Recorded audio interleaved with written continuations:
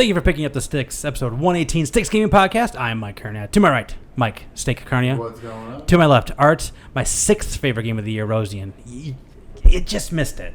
It's been a rough year, man. Yeah, I know. I have not been prime me, okay? No, definitely not. I mean, you were on the cusp. You're an honorable mention. Yeah, I've been prime me for me, just staying the hell away from everyone. But for other people, to be six is you might overrated me there a little bit this year. I have a soft spot. Like I said last time, like we took a little bit of a hiatus so we can play a bunch of games, and we figured it may make more sense to do the first week of the year to do an episode, do our game of the year. So we got new PlayStation Plus games we're going to talk about. There's really no news. I don't think that we didn't talk about last time outside of Cyberpunk being delisted from PlayStation 4. There you go. That's the news. And then, game of the year, and we're going to talk about some of our most anticipated games of this year as well. So I don't know if it's going to be a long one or not. I feel like these game of the year is always kind of... They always go long. They always go long. We always think it's not going to be that long. Yeah, I know. I told myself, I was like, you might want to take some sequel or something tonight. You're waiting for me to help you fall asleep. I put the pair of gym shorts in the downstairs in my room and for the couch. I feel like I don't. Wait, I'm just gonna stay downstairs. Never mind. I'll just go later. Yes. No, we're all good. Later. All right, so. Love it. Steak was coming out next couple weeks. Okay, you got two pretty big ones actually. So January 14th. You're a liar. No. January 14th, Scott Pilgrim vs. the World, the game complete edition. All right, fair enough. Thank you. For PC, Switch, PS4, Xbox One, and Stadia. And on January 20th, Hitman 3. Oh yeah. For PC, PS4, PS5, Xbox One, Xbox X, Stadia, and Switch. There you go. Apparently that does come with the other games. Like you can play all the old levels and whatever. And they're going to optimize them. In VR if you have it. I would say when 2 came out, it was like you had to own 1 separately, but you could play the levels from 1 and 2. Yes. So I'm wondering if it's still the same thing. Like you have to own 1 and 2, and then you can just play them in 3. Oh God, I read something about that, but that was like 3 weeks ago. It sounded like It sounded like it was like kind of. I think it sounded like because they have an IO like login thing like you had, I think, if memory serves. Okay. Like you can like log into the IO like system like you do for EA and all those other places. And like gear counts or something. I think so. I could be completely talking out my butt, but I think that's right. Yeah, I'm waiting to see on reviews on that one. Okay. Just I haven't seen anything about it. There was a release date and they showed whatever teasers they have. I haven't looked that much for information either. So at this point, I mean, over the holidays they had a deal where I think like the deluxe version was discounted on like the PlayStation Store, and I missed it by like 2 days. Okay. So at this point, I'm just gonna wait and see what the reviews say. Cool. And don't forget the Switch version is gonna be that cloud edition. Ooh. Just like Control. Don't do it. So we got some new PlayStation Plus games for January. Let's kick things off for PlayStation 5 only owners. Maneater, the Shark RPG. I've almost bought that game a few times. I was super happy to see that. You get to. Why not? I'll mess around with it at some point. Well. It might only be for half an hour or so, but it's free. It's free. Well, that's right. And then also for PS5 and PS4 owners, Shadow of the Tomb Raider, which is awesome. I've only bought that one once. Yeah, that's a lot less than the other Tomb Raider games I've purchased multiple times in the past. So that's a come up for me. Of course, I got the complete edition. I bought the complete edition or the deluxe edition on Xbox. Okay. And then I traded it in because it was on Game Pass. I didn't finish it. And now it's not on Game Pass anymore. It's like, damn it! Can we get that back, please? And then Greedfall is the other game, which was very highly. I heard people talking about that when it was a thing for a couple weeks. Yeah, it's like a RPG third person.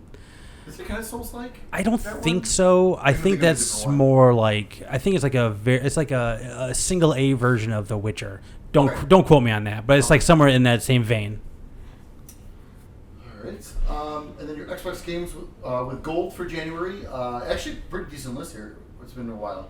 For Xbox One, Little Nightmares from January 1st to the 31st. That's a good game. I played that one. It's like I said, that's the one that was like Tool music video, the video game. Very interesting. I would definitely check that one out. Doesn't take that very long to beat either. I need to try that. And then Dead Rising, and that's the remastered version that they came out with, January 16th through February 15th. And then for Xbox 360, which is playable on your Xbox One and Series X and S, from January 1st to the 15th, you can download the King of Fighters 13, which is very good. If you've played any of the King of Fighter games, this one is pretty up there. It's awesome. And then from January 16th through the 31st, Breakdown, which is an original Xbox game that it's a first-person like sci-fi kind of game that everyone always talked about. It has like a cult classic following to it. So excited to finally try it. I've never tried it. Yeah, I can picture the cover art in my head, but I couldn't. The big fist. Yeah, the big red fist, like the like weird kind of veiny almost. But I couldn't tell you anything else about the game outside of big veiny. Big fist. red and veiny. That's right. And then we got some stuff coming for Game Pass. So on January 7th, eFootball PES 2021 season update, Android and console. On January 7th, Injustice 2. Yeah. For Android, console, and PC, so it'll be part of the cloud, which is pretty cool. Let's see. Anything else here? Torchlight 3 for Android and console on January 14th. What Remains of Edith Finch for PC on January 14th. The game's amazing. Play that game. And Yeek Postmodern RPG for PC on January 14th. I remember seeing previews for that, and I was like, "Oh, this art style is really cool." But then I think all reviews said it's super boring. And then, if you haven't played it yet, my friend Pedro and Tekken 7 are leaving soon. I have not. I've downloaded both of them. Was my friend Pedro even around that long? Not really. Yeah, I think so. I was on there for. I think this was its second stint on here. Oh, Some games have already had like a second run. Nope. Like, so I think this might have been their second. Like I think both times it was like a 3 months thing. But I want to say it was like the second. I feel like it was last time we recorded, which was 3 weeks ago. We talked about it being added. It wasn't that long ago. Which, I mean, that means it could have been added, 4.5 weeks ago. I was gonna say it's been a while. We recorded 3 weeks ago, and then last time before that we recorded them 4 weeks prior, so it could have been like 6.5 weeks. So okay, it's still kind of short, a month and a half. I don't know. They did their Game Pass on Twitter is really good, and they always do we leaked an email type of thing, and it was like trying to figure out what it is, and so funny. The other one that was just like everyone's bummed when this game left. I don't feel like that would be any of those. Like this game, they did talk about this game that left. Everyone's bummed out. We're bringing it back, and didn't tell you what that was yet. I don't think it's in that list. I don't think it was this in that list. list. Seemed all like new stuff. Yeah, because like this stuff is. Because that would be, I think it would be a big deal. Like, because because usually when they tease something, that's like the big deal, that game. Correct. For that. So Correct. this wasn't it. I think it's whatever the next run is, like the later half of this month, it's going to be whatever it is. It feels like a GTA or Red Dead or something big that only wasn't there for a little bit of time. But I don't know. We'll see. All right. I don't know. Do you just want to jump right into this thing? Do we want to do Game of the Year that quick into this episode? You guys have any fun Christmas stories? Got anything fun for Christmas? Give anything fun for Christmas? The only video game related thing I got was those little arcade, not like the 1-up machines, but like the itty bitty little like smaller arcade machines. Yeah. Yes. Mm-hmm. We have a bunch of them in the house, and I got Mortal Kombat. Oh, nice. You need to fill your basement with the 1-up machines. I've thought about it, not to be honest. Do. Well, if you have the space. All right, so 2 things. One, I may or may not have been pricing bubble hockey. Hell yes. Yeah, they're expensive. Oh yeah, they are. But I want one. So same. So it's one of those things where I don't know. That's one thing, but it's one of those things like I want one, but I never have people over enough to use it. I do though. I know. I'm also worried about the children. They're not old enough to respect bubble hockey. Tell them if they break it, I'll break them. Oh my god. But I was looking in when I was going down that rabbit hole one sleepless night. Then once you get it, tell Lucy she's getting a roommate. The bunk beds aren't there anymore. I don't care. It's only prison rules. I'm bigger. She's losing the bed. No, she better get a sleeping bag or a cot or something. And we're back. So we were. I think we were just starting to discuss Christmas stuff at that point. Yes. So I was saying the only I got really like only a couple of gaming related things. One of them was like not like the 1-up machines, but like the smaller Mortal Kombat game. The other thing I got was I was talking about the rabbit hole I went down because we talked about bubble hockey. Now I'm back on board.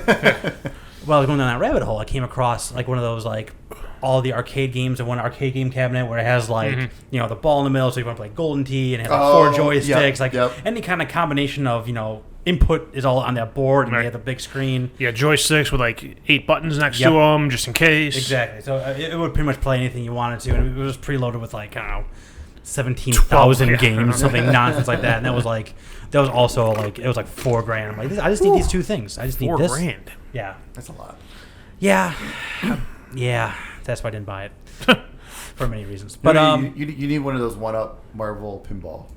Dude, those are awesome. Yeah, it's like a screen, right? Yeah, that's very awesome. neat. It's very, very neat. But I think that's really. Oh, I also got I got the controller PlayStation 5 charger, and Beth got me another DualSense because she's like, well, you got 2 slots for it. I'm like, thanks. You are absolutely correct. Like, you are correct. Thank you. I appreciate that. Yeah, you are amazing.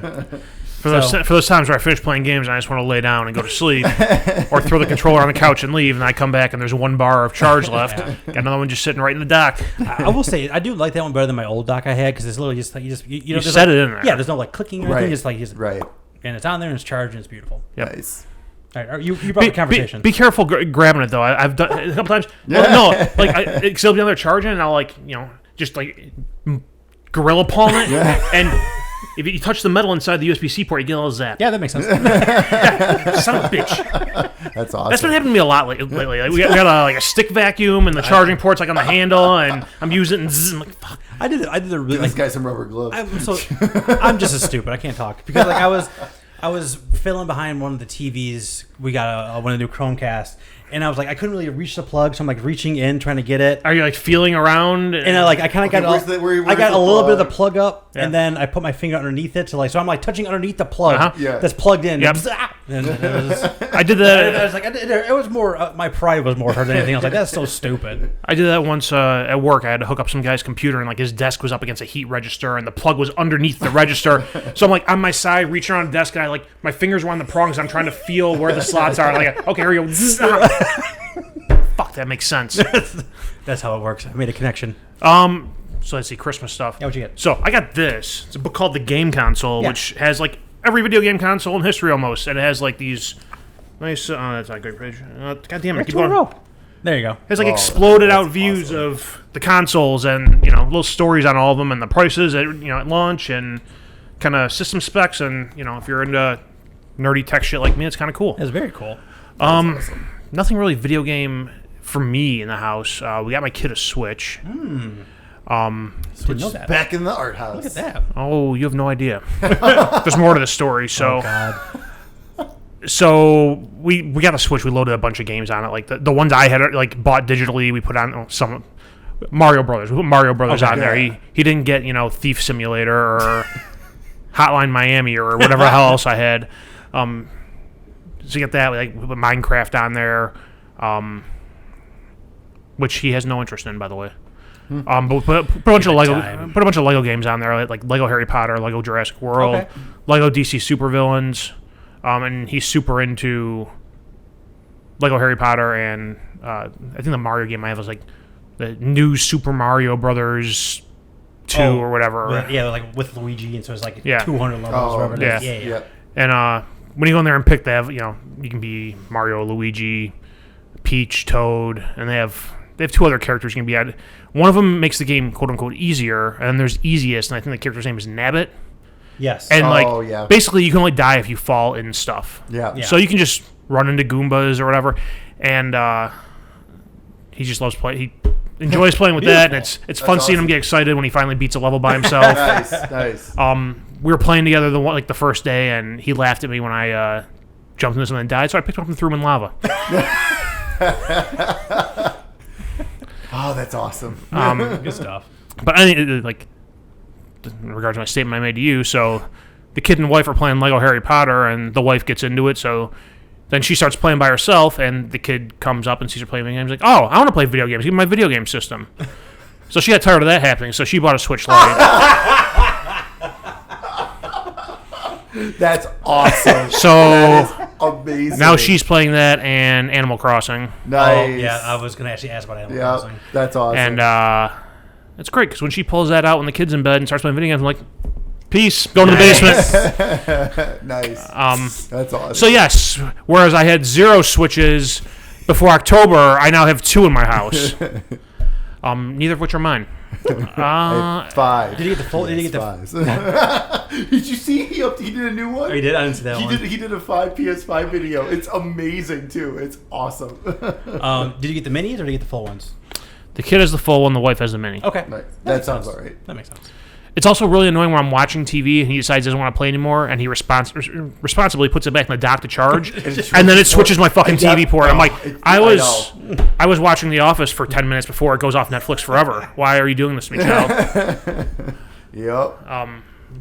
So yeah, that's a thing. But it's one of those things like he's taking it away from the wife, and I'm like, she's like getting frustrated. I'm like, it's his. Yeah. You can't really be pissed about that. Yeah. Right. That's one of those things too. Like I don't think I've never kicked one of the kids off of the game console. Like when I just won't. And that's the thing when the wife was younger, her dad always kicked her off the console.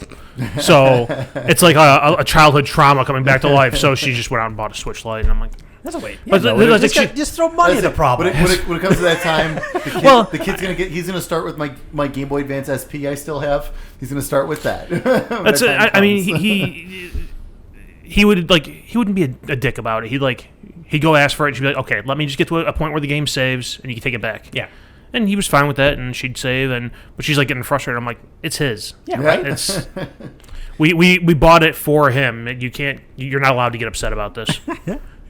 The light is like perfect for her though. Yeah, because she's only gonna play it handheld anyways and everything. And and my Xbox One X is now hooked up in the front room too, because I told her like before she ordered it, I'm like, I'll just hook this up. The game's $10 on Xbox. You can just play it on the flipping TV and not drop $200 on a system for. I was telling her, she's like, what do you think? I'm like, don't buy a fucking system for one game. You're not paying $200 for a game, 5 games, especially a Lego game.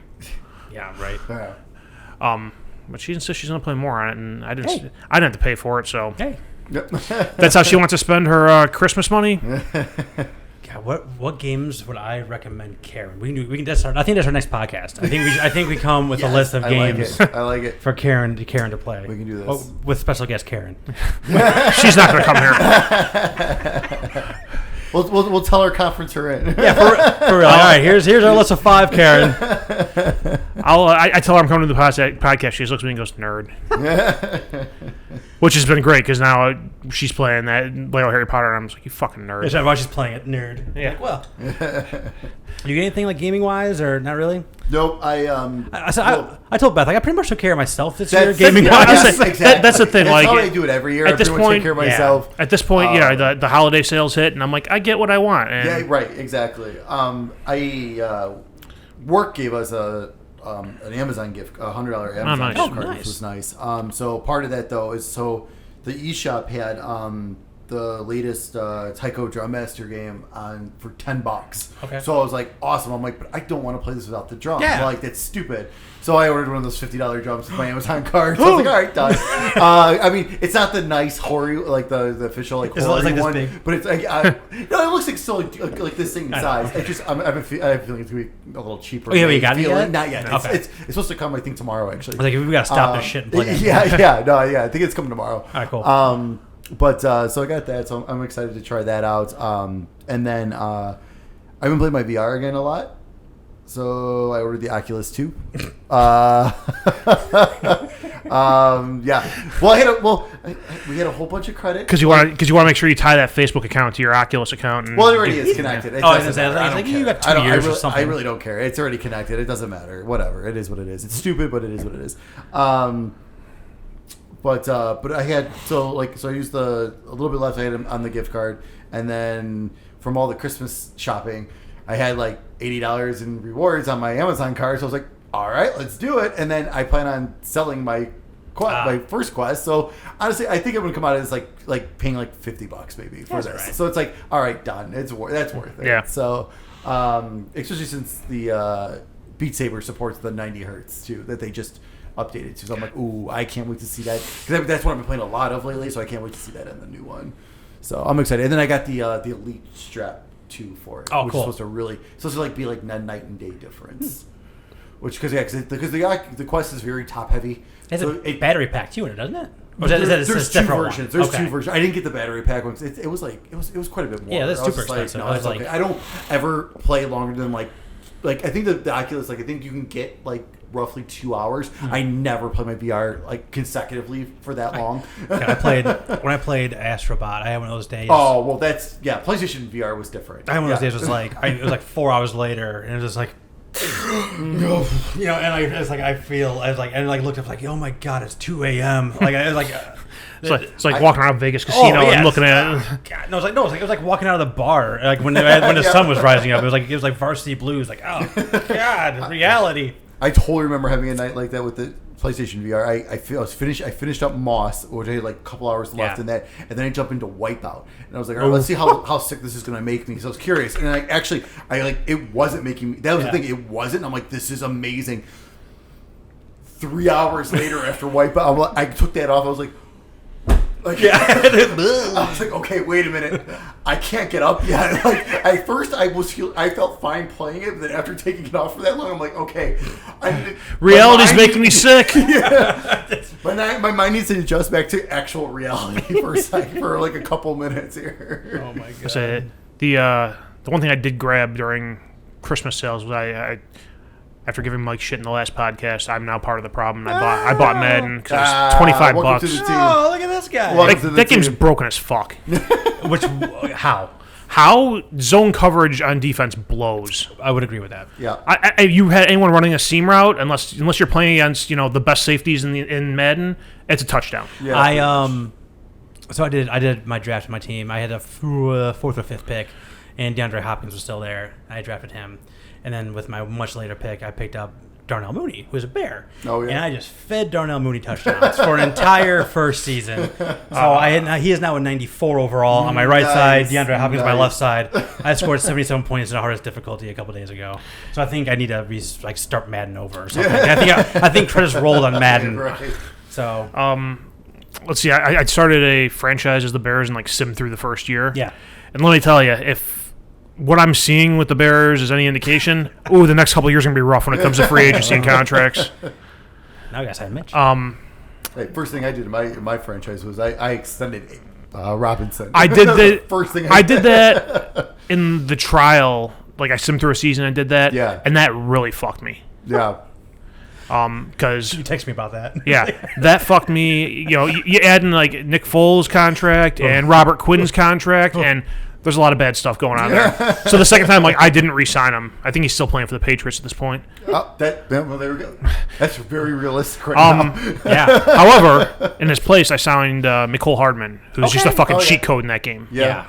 Anyone really fast, you're absolutely right. If he gets single coverage, they're going to blow by him. Well, not only that, the single coverage, or just run them on, long crossing patterns, and they will just sprint away from the defender. Yep. Yeah, it's a mixed thing. It's are you finding holes in the zone, or is it? I don't know. I think it's like a fine line. It would be one thing if it was holes in the zone, but I feel like it's going back to Madden 98, where there's just money plays. Oh, 100% there are. Yeah, I sit there and I find this empty backfield shotgun set where one play where the tight end runs a seam route, and by the time he passes the linebacker, there's nobody around him for 10 yards. Yep. And you just throw him the ball, and he just goes. Oh, by the way, Sean McVay's coaching the Bears now. Oh, I like it. Yeah, I'm hoping. Like I said, they haven't updated the second round of franchise stuff yet. I think I read something that sometime in January they're supposed to be putting out a patch to fix the zone defense stuff. Which I'm hoping they're not going to overcorrect and make it just fucking impossible to do anything. Will. And then in March they'll balance it. Yeah, you know that's what's going to happen. By 22, it's just all right, we have redone franchise. I think we got figured out the zone. I also, with the way my team's been going, with the just free agents leaving, I really wish they had compensatory draft picks. That's man. Let's settle for realistic contracts. Yeah, okay? no shit. Yeah, it's weird. Nobody wants to re-sign with me. Really? Yeah. You're an asshole. That's why. Well, I've come to learn that didn't deny it. Virginia has not passed away in the game yet. She has. I put her in a wheelchair and just pushed her down Michigan Avenue. I did a 10-year simulation. She was still around, so she's immortal. So much Bears talk. Yeah, it's weird. It's Playoffs. What I do is I start off. So what I've learned is when you go into the negotiation screen, it's fair offer. Oh yeah. That may not be what the player wants. No, it's not. No. Yeah, No, it's not. Somehow that finally clicked. I'm like, oh, a fair offer for Khalil Mack is $5 million a year less than he's making now. Sure, I'll offer you that. Oh, you don't like that? Oh, let me bump it up a little. Oh, you don't want to sign with me anymore? Okay, you're getting franchised. My bad. That's it. That's it. All right. Now, I believe it's time for Game of the Year. Here we go. Yeah, All right. we killed some time. So Go this deeper in. is our fifth? I don't know. It was... Let's run it down. The very first one we did was Ratchet and Clank. Yeah, Then it was Super Mario Odyssey. yeah. Then it God of was War. God of War and then Control. Yep. So it's number 5. This is our 5th year we've done this. So the way we do it... I honestly have no idea how this is going to turn out. neither do I, especially because This year, I played a bunch of games this week that you guys don't even know about. this year was a lot more difficult because it's funny because like last year I thought it was hard because I was like, man, I'm struggling to pick 5 games actually like that were like I felt like were top like my top Right. 5 games and also what effing order do I put these in? Mm-hmm. This year I'm like I could have done a top 10 easily. I would agree. Easily. I was struggling which one to be like which My order's still a little. But, which one? Like I said, I had the first. I had 4 games in there. The playing I did on this break moved one into the slot, but I was like, I don't know if I want a 4 or 5 or 3 or 2. It's like, so I was really all over the place, and what ended up helping me was I kind of went back and like watched some, I watched some review videos of like all the different games, just like and just kind of like refresh like what I did and didn't like about them. Yeah. So that kind of gave me a little bit of clarity. I'll say my problem was I played, with new consoles coming out, I played a fistful of games probably more than I usually would, but I didn't finish anything. There's a lot I didn't finish either, honestly. Hold on. And I think of my top 5, I only finished 2 of them. I finished 3. So don't look. I can't read that far away, man. I 3. I finished 3 of them. There you go. That's not that bad. But it's like because of that, I was like, I like got to the bottom of the list. I'm like, ugh. And it's like I'm like basing some of I think my number 5 game I based on like the little bit I played and the fact that I want to play more. Right. There was a little bit of that too. All right. So here's how we do Game of the Year. My whole list just has a giant asterisk in the middle of it. All of this due to change. The way we do our Game of the Year. 2 weeks from now, my number 1 might be different. Who knows? Well, that was me last year because like I said, Oh, yeah. Control was I had it 3 I think last year. I'm like because I'm like it's great, but I only played it for like 4 hours. Yeah. So it's like I felt like I couldn't bump it up more than that right at that point. But like obviously, I mean, but of everything I played last year, that definitely now would have been like my number 1. Yeah. So the way we're gonna do this is we all came. We're doing golf scores.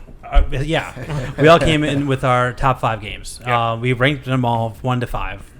The way we did, and we're going to go 5, 4, 3, 2. We can give all of our honorable mention games that we want to just give recognition to, and then our number 1. But we're going to assign points to all of them as we go along. So all of our fifth games get 1 point, all of our 4th games get 2 points, and so on and so forth. And then we tally everything up, and then whoever has the highest score, consensus is our Game of the Year. We have not had any issues with this so far. Maybe it's not. We'll see. We have no tiebreaker plan. So. So if that comes to that, you guys are going to see us winging it. Yeah, we're we're going to figure something out on the fly. All right. So. Oh, there's a lot of different games this year, so I think we won't. We'll see. Yeah, but I don't think we're going to hit that again. I don't think. I have a mild prediction. Because mine are a lot different than I think what your guys' are going to be. So who wants to kick it off with their 5th favorite game of the year? I'll start. There you go. Steak. All right. 5th game of the year is a comeback story, Streets of Rage 4. This game is absolutely phenomenal. It is like, it was so good to get back into the beat 'em up. I had a blast the one night I played through the whole game with my buddy Foos. I played a little bit, I played some more of it myself. God, it looks great. It plays great. It's like, if you want to know how to do a brawler nowadays, this is it, but just add 4-player co-op online. That's the key. And I mean, those games are. I mean, brawler games were always way more fun as a couch co-op. Anyway, because like you guys are together, like screaming at the TV to help, and everything like that. But like now, especially now with like COVID and everything, like God, they had. I mean, having the 1-player was great, but having the 4-player co-op would have been just incredible. I actually played that game too. I was one of those I've been doing a lot of xCloud too, and that's one of those things you can play on xCloud. And yeah, I the thing that struck me most, like, it was fun. You're totally right, but I really liked the music of that one too. Yeah, and awesome. it did give, it was like, it was the classic comfort food type of thing, just like an old beat 'em up side, and it was like the side scrolling. You're picking up turkeys for your health, and just like, it was just super fun. No, I agree. That was a good game. I'll go next, and I've forgotten my list.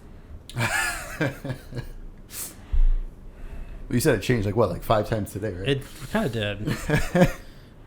Here we are. There it is. My number 5, I put Astro's Playroom. Now, I know it was a pack-in with the PlayStation 5. I know it was like a 3-hour experience, but I loved it. I loved everything about it. From, we talked about, we kind of gushed about, at least I gushed about it when we talked about our original next-gen first impressions of it. I platinumed that thing. I love the music. I love the platforming. I love the nostalgia. I was crawling all over the place trying to find every single little blue hat guy to get all the little different PlayStation references. It's funny because I basically played Astrobot Rescue Mission and Astro's Playroom, basically back to back. Like, I played them in the correct order of release, and Astrobot Rescue Mission is a better game, but I enjoyed Playroom more strictly because of the nostalgia stuff. Yeah.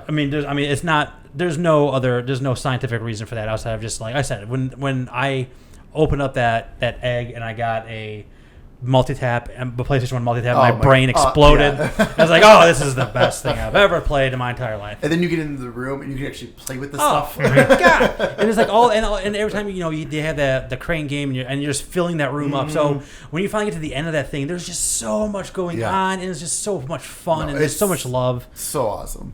And on top of it having like the DualSense, the DualSense hasn't had like a ton of integration. Like Call of Duty had some good integration on there. Miles Morales has some good it's good in there, but nothing's like Astro. But it's also the showcase for it, right? Like, that was basically the point of that game, right? But man, I am dying to see what they do next. I'm ready for that. For a full game. I'm ready for that 8 to 10 hour platformer. Yeah, no, I think it's they have. Here's the thing, though. They can do a 8 to 10 hour platformer, but they can't repeat what they just did. No, it can't be a nostalgia thing. Right. But again, that's kind of like the original Playroom on PS4 had that platforming level, which was, everyone was like, "Whoa, this is actually pretty cool." And then they made that amazing I have confidence that they will be able to, because then they made the amazing VR game. Now they did this, which is totally different from both of those. Yeah. So I think they'll be able to figure it out. Yeah, it's. That's why I'm so excited about it, because I don't think they're going to do another VR game unless PlayStation releases a VR 2. I don't think they will. Which they might. I think they will. So let's say they do. Then cool. That makes sense. Put Astrobot Rescue Mission 2 on there. Make it the pack in for the VR, and you've sold me. So they're again. I just absolutely loved, like, the smile on my face for that much time deserved my number 5 spot. Okay. All right, what you got? My number 5 is Yakuza Like a Dragon. Yeah. All right. I grabbed that on sale over the holidays too. I got about 10 hours into it before I just had to start playing other things for this. Fucking stupid year bullshit. If only I played games when they came out. Could avoid this problem. Yeah. But it's. I think you gave me one of the Yakuza games before when we were doing my gift to you, and I played it, I think, for a little bit for that, and I don't think I ever picked it up again, even though I enjoyed it. This I played more, and I like how the game kind of gives you like the intro, like almost tutorial section while you're still, in the Yakuza, in your family, and everything's fine before everything goes tits up, and you find yourself left for dead in a fucking gutter next to a homeless camp. Yeah. And then you kind of start from the ground up, and then you're living in an apartment above a brothel, basically. Yeah. Oh, yes. And I didn't get much further past that. I think I got the apartment, and you're just getting to the meat of it. Yeah, I know. That's the thing. It was like I gave myself. I'm like, all right. I was off for work. I'm like, I'm giving myself 2 solid days to get into this. Yeah. And then I'm gonna jump to the next thing because I have to, need to be ready for this. I still wasn't nearly ready enough. But and add in, like, you go in there and they have the slot machines, which I am annoyed you have to download a separate pack for the fucking slot machines. Yeah, that was weird. I don't understand how they work. Neither do I, but you know what? I go to Vegas Doesn't matter. I go to a casino and I drop $20 on a slot machine and I'm hitting, whatever, max lines, let's go. Yeah, right. And oh, cool, I got credits. I don't know what I did. I was saying 2019, I went to my first ASEN, and they had those pachinko machines, like the actual one with the balls and everything Yeah. like that. And I'm just like, I've never done this before. I've always wanted to do this. Sure, $5. They give me a giant bucket of these silver balls. You pour them in. You go to it. I don't know what's going on, but they're coming out. And I'm like, all right, let's pour them back in. It's like that. I'm like, I don't know what's I'm gonna keep going going on till here, I'm done. but clearly I'm winning. Is what is going on here. Exactly. But also that you're running through the city and they have like all the different restaurants and people you interact with, and they have like, what's it called, Club Sega, where you can go in and play old Sega arcade games. That's the full version. Yeah, Yes. I was saying, and I burned 45 minutes playing Virtual Fighter 5. Hell yes. And I'm sitting there, I'm like, yeah, this is great, but I'm not looking at Virtual Fighter for fucking Game of the Year. So I basically just had to exit out of the game and move on in my life. But it's cool. They have full versions of other games in there that you can go play in an arcade, and then like I said, Yes. you go to jail and all hell breaks loose. And Yes. it's I'm super interested in the story and where it's going. I will get back to playing it. I just didn't budget my time properly. So Art texts me, hey, I got Yakuza Like a Dragon. I can drop it off at your house if you'd like. It's like, I downloaded it 4 hours ago. And I might as well jump in here too, because Yakuza Like a Dragon is my number 4. Ah, there we go. I got a little bit further than Art did. I honestly, I was just like, I wasn't digging it for the first 3 chapters. I was just like, man, there's a lot of talking, and it's like, Fair enough. I don't Yeah. really get much. Yep. And it's like, okay, and then, like Art said, you get, Left 4 Dead and Nanba, who was a bum, saves you. And now the second it really clicked for me was in chapter 4. Was when you really started doing him the party together, a lot more exploration, the side quests started popping up. Yep. I'm like, okay. Yep. All right. Here we It go. really gets into gear. Yeah, Yep. so Chapter 4. Yep. yeah, so chapter 4, I played a lot of. That's probably the time I spent the most time in, because I was just kept starting side missions, and I'm like, all right, let's get this done. And excuse me, you can pull up the map, see a little the quest marker on there to start and take you to the next thing.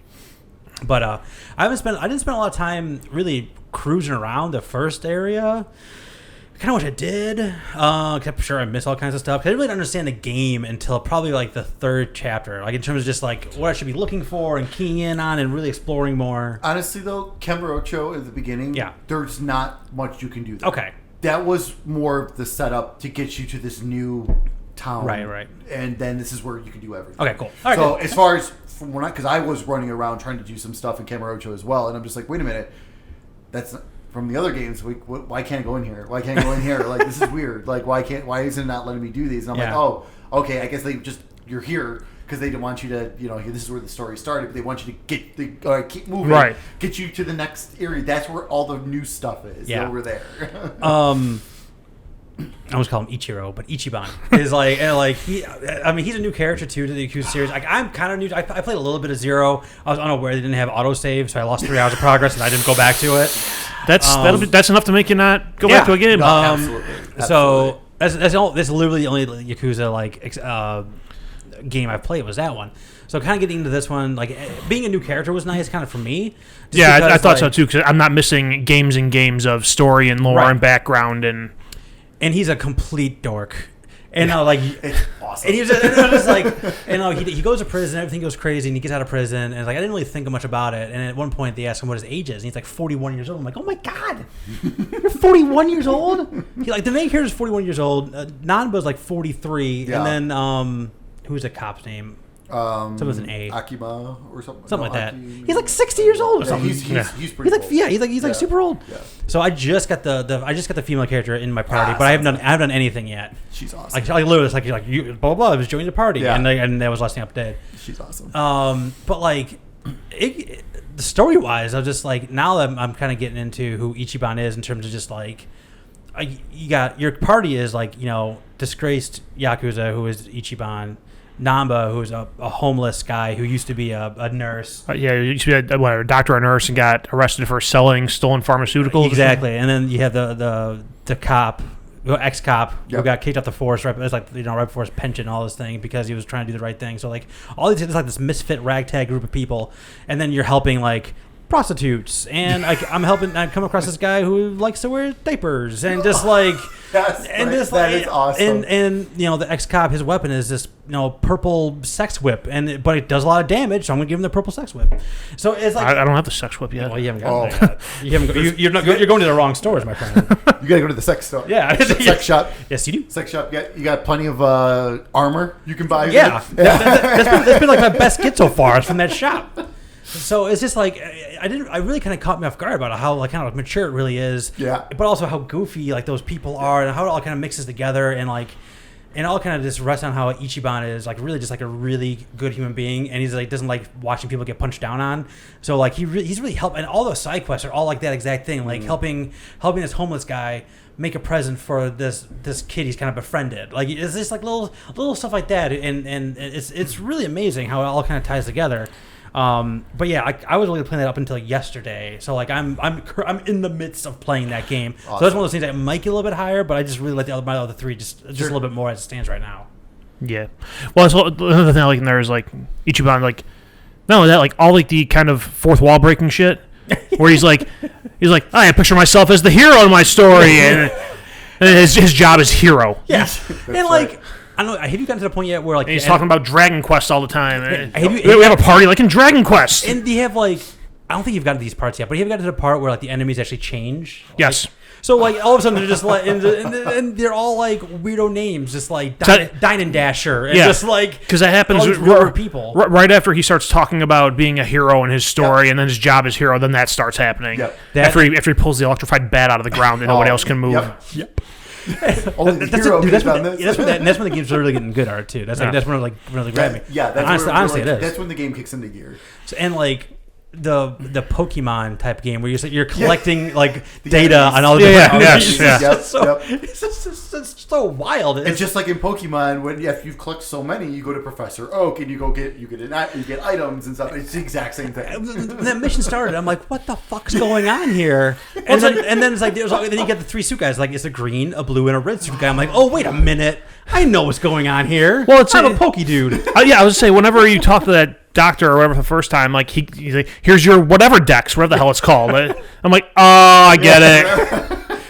But it's like all the enemies have just like weird names and weird personalities. I mean, you see them a bunch, but it's just like I can't even think of anyone. It's just so weird. It's just and you haven't even seen. I'm sure I haven't, man. I'm just like in the red light district with the guy. This makes me so happy. I'm thoroughly enjoying it. I just have not awesome. played enough of it yet to move it up. That was the one that filled the empty spot in my list, but I didn't know where I wanted to put it. It was like honestly, I was really kind of I can foresee me really kind of getting into it later on, but I just didn't put enough time into it. All right, stay with your number 4.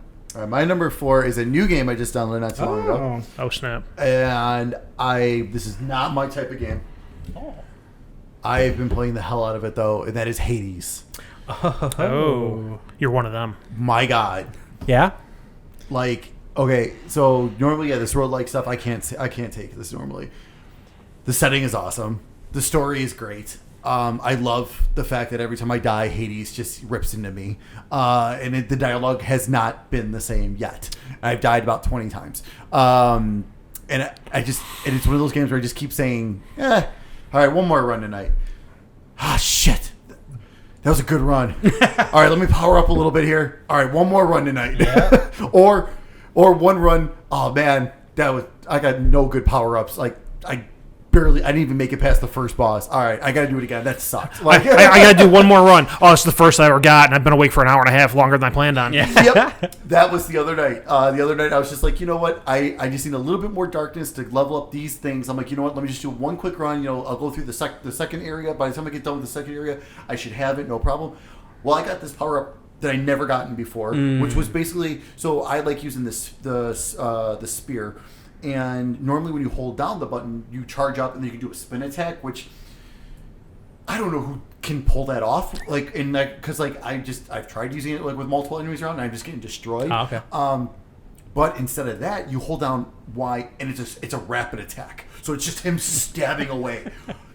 So, of course, that was like the first thing I got. And all of a sudden, I'm like, wow, I just made it through the entire first area without even getting hit. I'm like, Jesus. I'm like, yes, this is awesome. I made it to the fourth area, which is the furthest I've ever made it. And then there was a bunch of poison, and that just destroyed me. So I haven't made it that back there yet. But the graphics are awesome. Like, I don't know what it is like about this. I just want to keep going. I want to keep playing. It's so good. Is this super giant or super massive? Supermassive. Supermassive. There's the style of a supermassive game is undeniable, and like honestly, if it was any other type of game, I would be all over it. Let me ask some questions about Hades. Like the first, like when you're doing like the first area, Yeah. How similar is the first area? Is that the same thing every single time? Or is it? Well, see. So here's the nice thing. So the level layout is technically kind of the same every time, but the power ups are different in each room. Okay. So what it is, and sometimes like you only get one choice. It's like, okay, you have to go in this room. Sometimes you get two choices, and it gives you the symbols of like what the power ups will be once you defeat all the enemies of what your next power up will be. Sometimes it's coins, health. Sometimes it's sometimes it's a power up from the gods to make you stronger. Things like that. Okay. So like that's kind of where the differential, and that's always different. Okay. So that never is the same. So there's been plenty of times where like, so that's why I'm saying like that one time I was not expecting my first power up to be this rapid thing that I've never seen before, and then I was just destroying things going forward. And then there's been other times where it's like, okay, your like you can increase your dash is.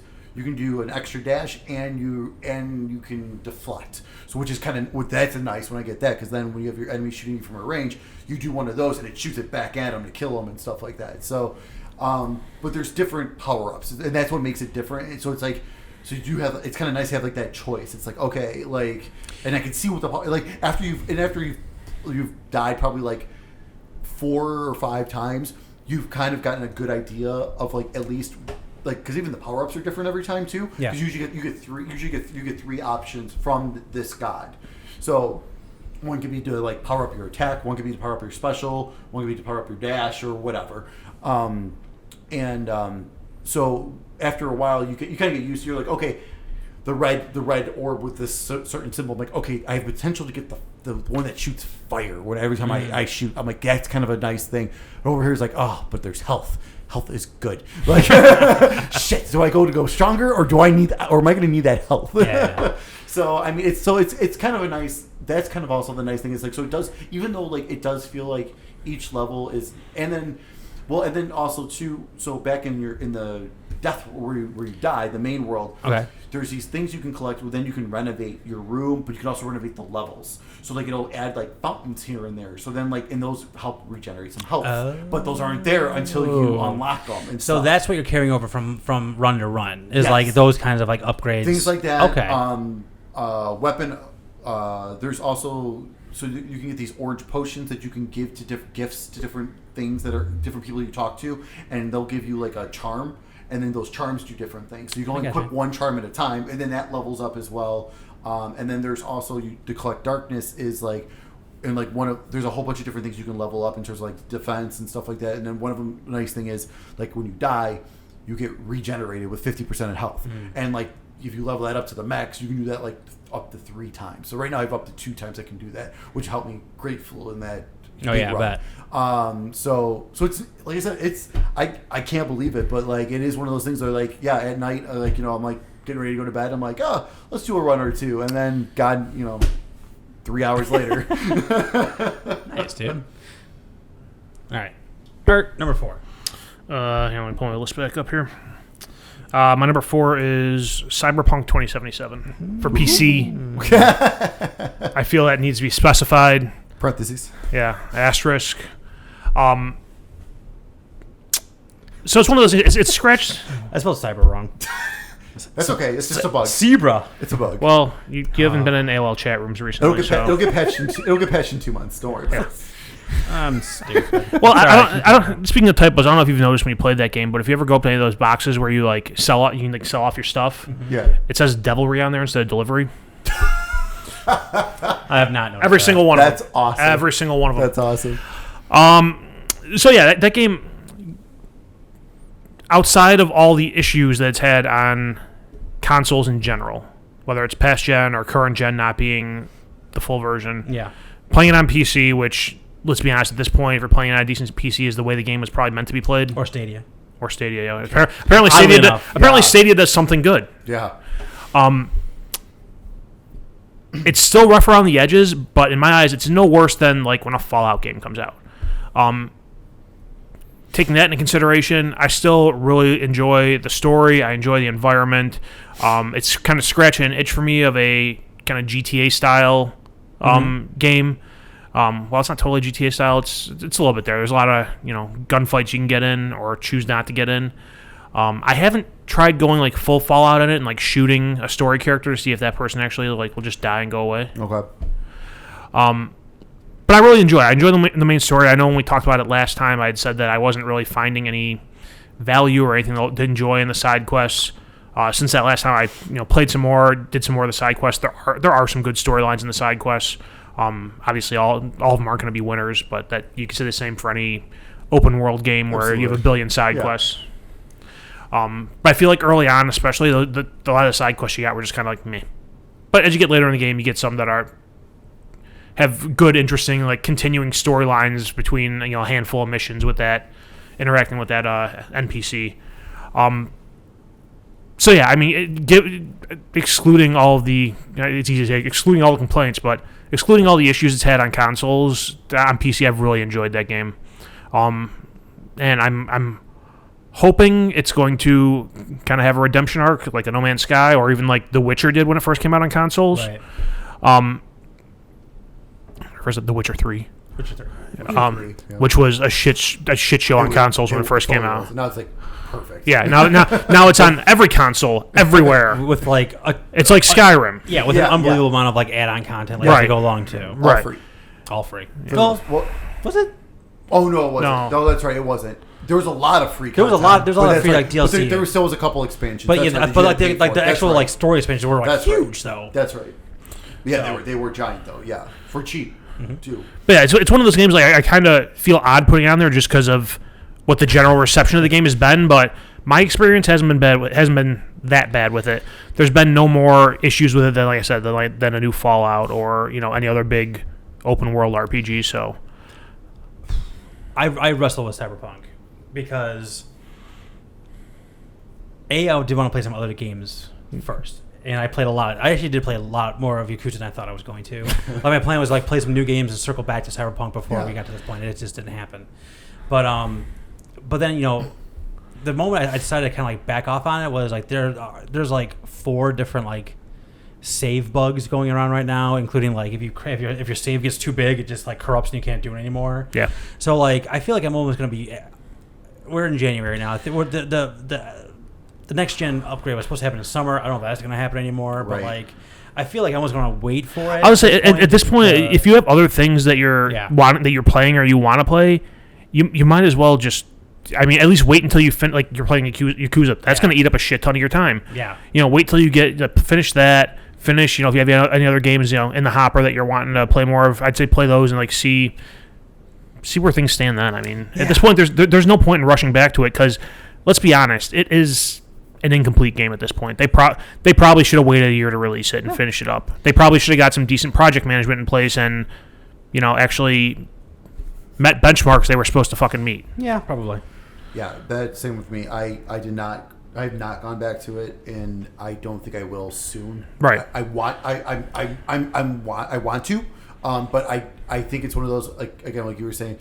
I'm definitely waiting at least through the February patch because they said there's supposed to be 2 big patches, January and February for the consoles.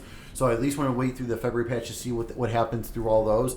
But at that point, depending on what I'm playing and stuff, and I still have plenty to play. Oh yeah. So it's like one of those things where it's almost like, well, maybe fuck it, I'll just wait till the next gen version then. I'm at a pretty good stopping point too. Like one of the things, like I hit. I'm not like in the middle of a mission or like, and it's like I'm in a very good spot where I was kind of just wandering around. Yeah. So like I'm not gonna miss. I'm not gonna be like lost in the story. How much time did you put into it? 15, 16. I mean, depending on when that next gen patch comes out, if that's what you end up waiting for, it may almost just be worth to start over too. Yeah, maybe. And like I said, I'll have a better understanding of like how the game works too. I always feel like I want to like play an RPG for like 4 hours and start over because I feel like I know. Well, it's and because especially if you go in like without having done a ridiculous amount of research before you start playing it. Yeah. You don't know how all the systems and choices work when you're building your character. Right. So, you pick, Street Kid, you start out, and you get 6 hours in, and you're like, well, shit, I should have picked this other one. Mm-hmm. I should have put more points into this, skill initially. I would put a lot more. I would put a lot more into cool to start off with because I want to like that character. I want to be like the smooth talking corpo guy. Yeah. So I thought cool was just like all the stuff that makes it sound like it's like helps you with stealth. It does that too. Right. But like if you want to be like kind of like a smooth talker, I'll say there's a lot of dialogue options that you have to have a certain level of cool to use. I'm not cool enough. Yeah, I mean, story of my life. No, tell me about it. About video games. Yeah, it's real. I'm so lifelike. That's it. That's all I got. Cool. Whose turn is it? We kind of bounced around there. That's right. I'll jump. You want me to jump in? Go for it. Or do you want to go to 3? You go to 3. Okay.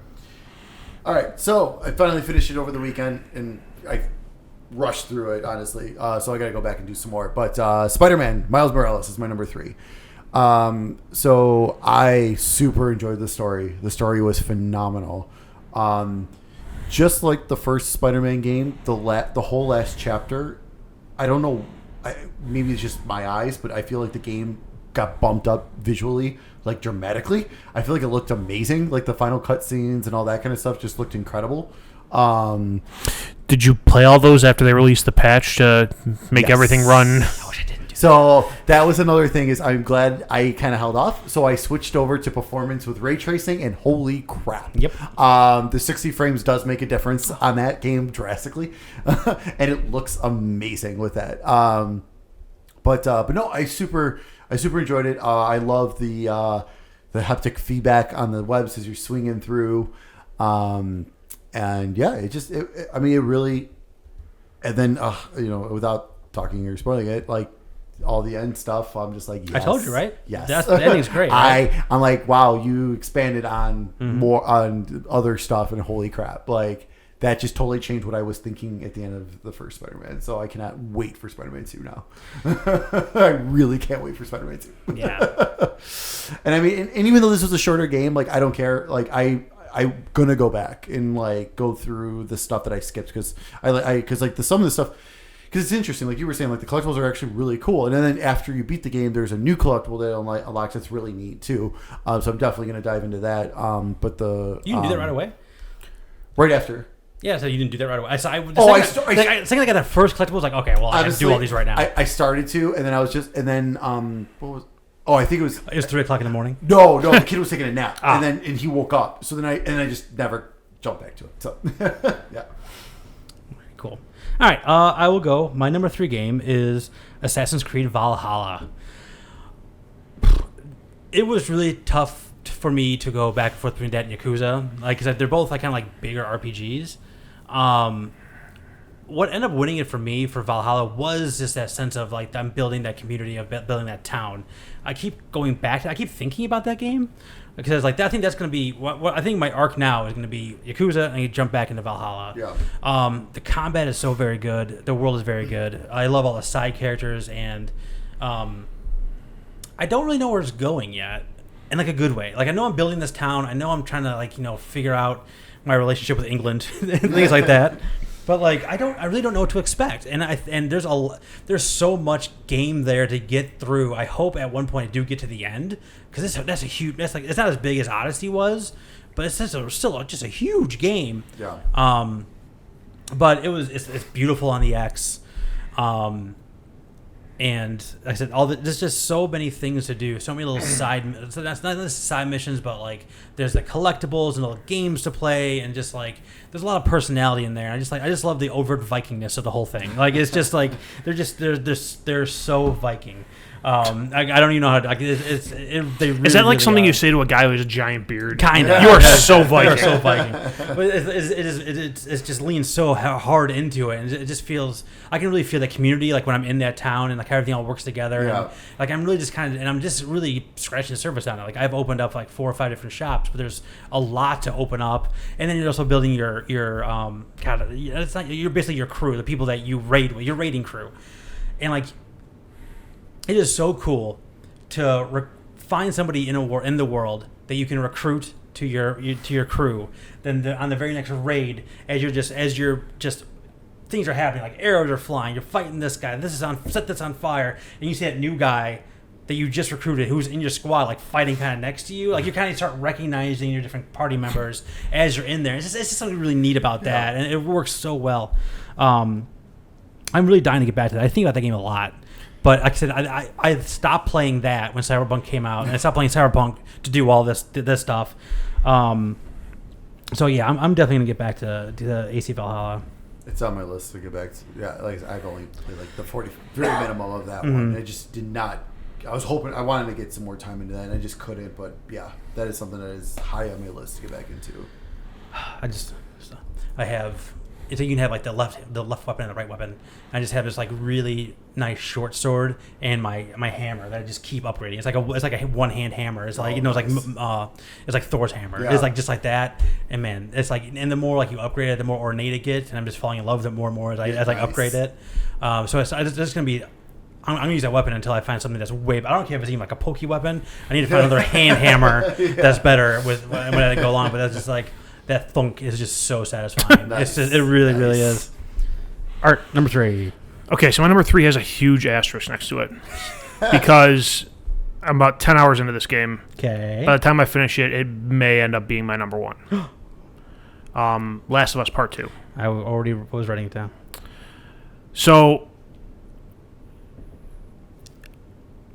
I'm liking where I am in the game now, where I just got to today after being 10 hours in.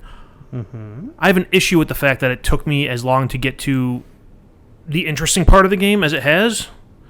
Like, I feel there was a big chunk there that was like lead up to the interesting part, but it was like 7 hours of lead up to the interesting part, which is really frustrating. And also, another frustration I'm having with it, which I gave you shit about, but now I'm starting to realize I'm done with the Naughty Dog game engine, man. They've done nothing to improve this in 7 fucking okay. Within what 6 fucking games? Yep. I, like for the first time, I'm fighting through the gameplay to get through the story. Like up until the last 3 hours, I was seriously considering just calling it quits and finding YouTube videos of the cutscenes to get the story.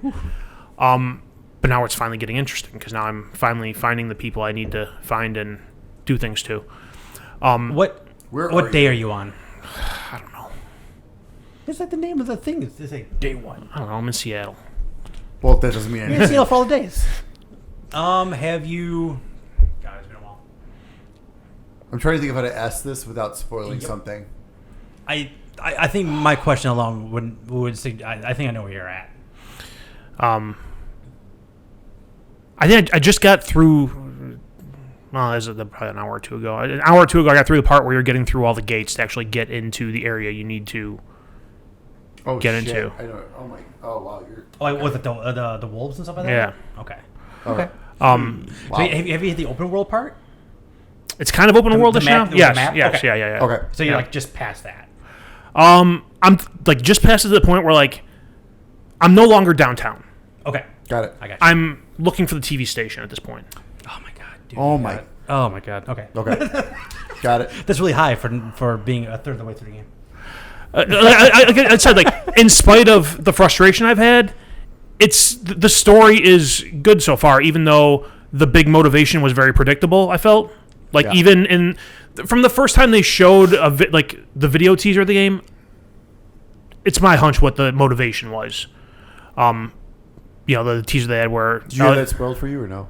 No. No, cool. No, good for you. Cool. I didn't, but I'm just curious. It's been so long. Yeah, so keep it up.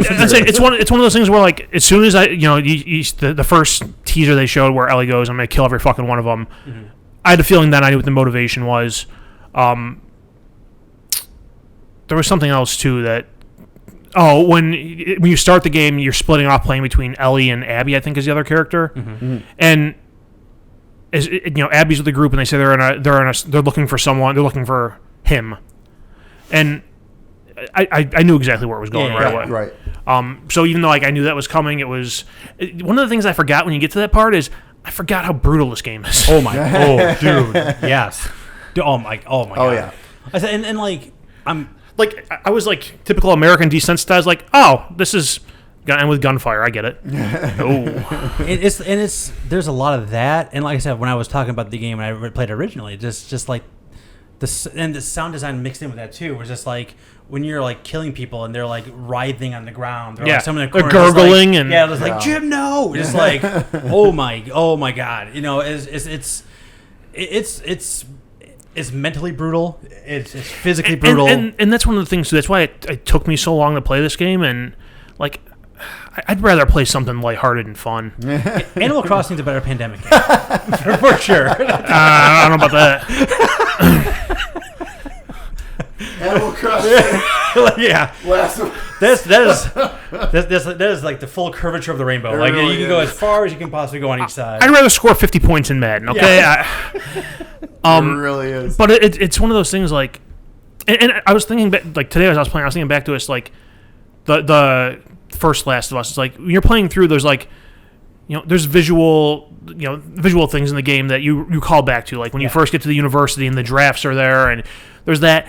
But outside of that, I don't remember a ton of detail outside of that very last part of that game. Yeah. Where Joel delivers Ellie to the Fireflies, and then from there on, I remember. But most, like everything before that, it's kind of like, huh.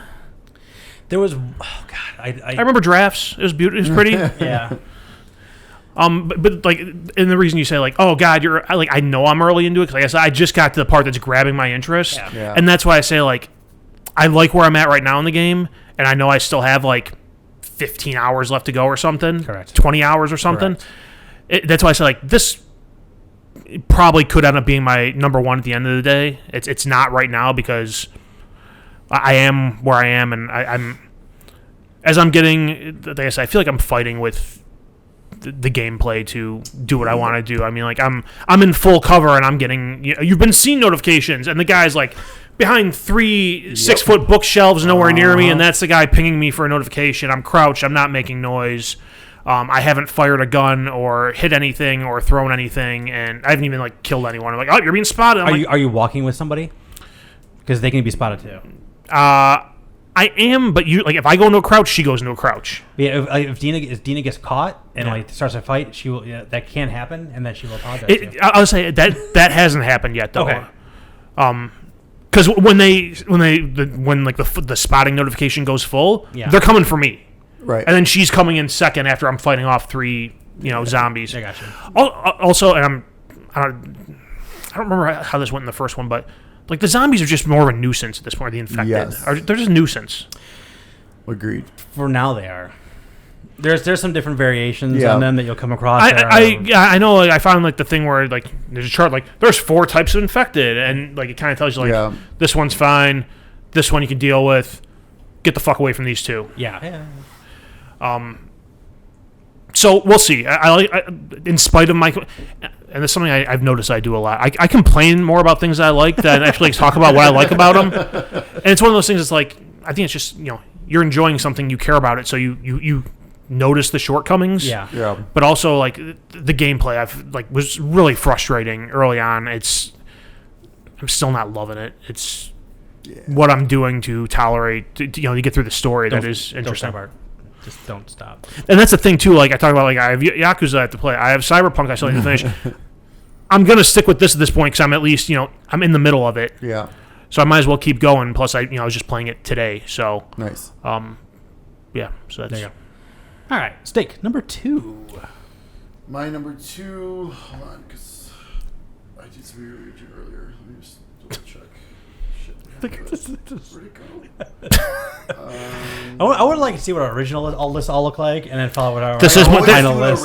This is my original list. I just did it on the fly. Good for you. I always get like I always make like a pool of games, and I'm like, okay, I think these 3 are definitely going to be on there, and then I kind of like arrange those, and then I try to put one of the ones in, and it becomes nonsense. There's no changing like I did last year on the fly. I went on my PlayStation 5 and looked at like my games played and like, all right, these came out this year. I just wrote them all down and I'm like, all right, throw Cyberpunk on there that I play on PC. Let's 1 through 5 these. I always go on the Wikipedia that I get the new releases from. I go through 2020 started January and just go down. I'm like, what? And then I make a list of everything I played. And then I look at that list and then. I'll say another thing that screwed me. And I know I mentioned this before on Last of Us is it came out right as I was moving and I just. Bad timing. Never had it's bad timing, and until I had to do it. I never really had the motivation to get back around to it. I'm just shocked you haven't had it spoiled for you yet, because there's a lot to spoil there. That's good. That's awesome. So yes. It's one of those things I knew I was going to play eventually. So I anytime I saw anything in that regard, I just kind of actually I think to this day I still have like Last of Us 2, Last of Us Part 2, Tilu 2, like blocked on Twitter. Good call. That'll do it. I may have even blocked like Neil Druckmann and like the Last of Us account. That's probably actually good. Yeah. Like nothing personal, guys, but sorry, Naughty Dog. Till we finish. So my number 2 is something we've talked about, and that is Yakuza Like a Dragon. It is phenomenal. It is excellent. I am a lot further than you guys. You haven't finished it? I am in a lot further than you guys, but at the same time, I am not. I am in chapter 9, but I am doing like everything. Okay. Like I am doing like any side quests that pop up, I'm jumping in them. I like considering I rushed through all the other Yakuzas. I'm like, no, like this is a new one. I've got time. I'm gonna go through this stuff, and I've been doing a lot of the mini game stuff. I haven't really done. There's the I don't think you guys have unlocked the business management yet. No. Okay. I haven't done much of that one yet. I do want to dive into that because that's how you earn a ton of money. But like I was telling you guys, the movie cinema mini game is so awesome. I don't think you've gotten there yet, but it's you like you got to it. Oh, but yeah, I've done it twice. Yes, it's awesome.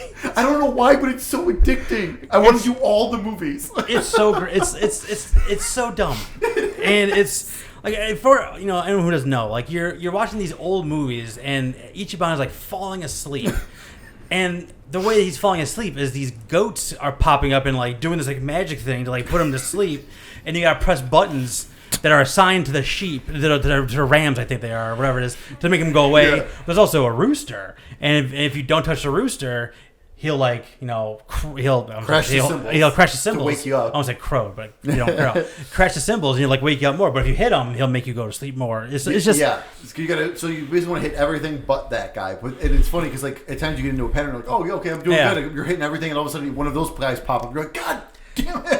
It's just so bonkers. There's a ton of movies too. There's a lot, and you can go to a movie with one of your partners, like one of your party members, and then you can like. It'll actually increase your bond with them. Yep. So like that's another thing I didn't talk about. Like the bonding system is really cool it's too. Awesome. I like just how much how much that affects things and how many different things affect the bond. Yep. Just like talking, going to drinks with them, listening to what they have, story beats, like there's so many things, and fighting with each other, like everything. If those party chats pop up, make sure you press the button. You stop and press the button. Listen and stuff, and then the bonds are awesome. And then also with the movies, if you bring the right person with, like, if you bring someone with you, you'll get a little bit of a boost. But if you bring the right person to the right movie, then you guys talk about it after the movie, and you answer questions.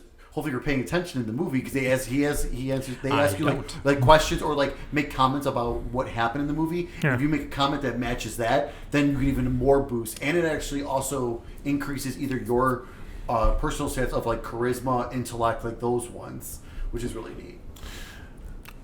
Question, since we've all mentioned this now, I know the answer for you. Are you playing with English dialogue or Japanese? English. Me too. And I feel like I'm missing out on something by playing with English.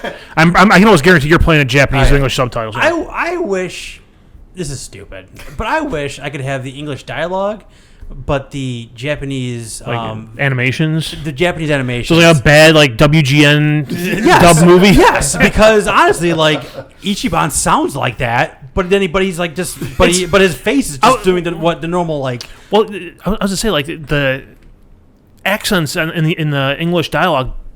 I feel like it doesn't match like Japanese characters. I was curious. To me, it sounds very Caucasian. Because a lot of people have actually praised the voice acting. It's not bad. It's not bad, and like the motion of the characters matches up with the dialogue they're speaking. But like I said, I'm sure there's times where like especially some of that Japanese animation. There's parts of it where, like I said, everyone sounds very Caucasian, and there's parts where like 90% of the game is like. Everyone talks and there's voice, and there's parts you get to where it's just text, and nobody's moving at all. And I'm like, did you guys run out of time? What? Yeah, no, all the Yakuza games have always been like that. When you start doing it together, you can go to like a school and do classes. Yep. And the way that part of the game is introduced to you is you come across like someone who speaks English, but when you're doing like the English language, like the English sub dubs, it's just like, oh man, this guy's speaking English, and then it's just like you've been speaking English the whole time, so it's just oh no, it just doesn't connect. Those parts, all the Yakuza games, when you hit that point where you're talking to the people who actually are speaking English, yeah, it is awesome. Like the way it is, the way they do it with the Japanese, even with the subs, like it's awesome. I played. So the only one I did play with the English dub was Judgment, the last one. Okay, that's so what they had it, didn't it? Yeah, Judgment had it. Okay. Yeah, Judgment. Yeah, that was the first one. Yeah, that was the first one that had the English. Well, besides the original PS2 Yakuza, which had English. Did not know that. And then after that, well, then to save money because it almost didn't come to the U.S. The other ones, but so Judgment was good. Like it was good in English, but I was just like, I've been playing through all these. Like I gotta stick with the Japanese. I would say I have to. it's, and like it's as I've noticed, like the accents of the people. I'm like, I feel like I'm missing something here. It's just like this should be like this should be in Japanese, and I should be reading the subtitles. I had the same thought. I was just like, this is so much. There's already so much reading to begin with in that thing. Like, yeah. Well, the thing is, I have subtitles on too because I'm invariably going to miss something. I was worried that I'm going to play a game and I'm not going to understand what the person's saying. I always have subtitles which on. Always. Backtracking, Cyberpunk, put your subtitles on because the Asian characters in there have heavy accents. So, all right, I'll go. Number 2 for me is Ori and the Will of the Wisps. I jumped back into that once I got my Series X. And holy balls, that game looks great and plays like completely differently now. Because I originally played that game on the OG Xbox One. Oh, that's right. So like loading, but like getting it in and out of the map was like a chore. Like you had like when you got out of the map, you was like waiting and okay, I'm back in. And going in between areas, you can feel like the stutter and things like that. And even with playing the whole game like that, I still absolutely adored it. It has a significantly better story than I thought it was capable of. I think, especially, I mean, Ori 1 was very touching, and but this one has the same kind of feels to it, but also takes the character of Ori and really kind of takes him to a next level and helps you kind of appreciate some things that happen in 1 as well. I don't want to spoil anything. I'm being very vague. I'm sorry, but I just absolutely love. There's more fighting in this one. You have more weapons in this one, but you still have like you have some of the really hard platforming. Like I have 7 different abilities, and I need to like string them in the right time in the right direction. And just like getting those things done is just so satisfying. Just like the guacameles and things like that. It's like they empower you to I can see where I need to go, and very Metroidvania-esque. Like I can't get there yet. Then I come back, and it's like, okay, I can get up there, but oh crap, I got 4 more things to do after that. I don't have that much, so I got to go back and backtrack and do all these different things. But it just on X, I was playing on the 120 frames per second. And I think 6. I forget. There's 2 of them. There's like 6K, which I didn't even know was a thing. Yeah, you're right. And then there's 120 frames per second. Yeah. And it blew my mind. Like just how beautiful it was and how smooth everything was, and the attacks, and just like I got to one of the first sections where you are doing like the daisy chaining some of the stuff, like the aerial maneuvers together, and just like, man, this is beautiful. And it was harder to do because I wasn't stuttering as I went. Like, okay, I got some time to think as I go.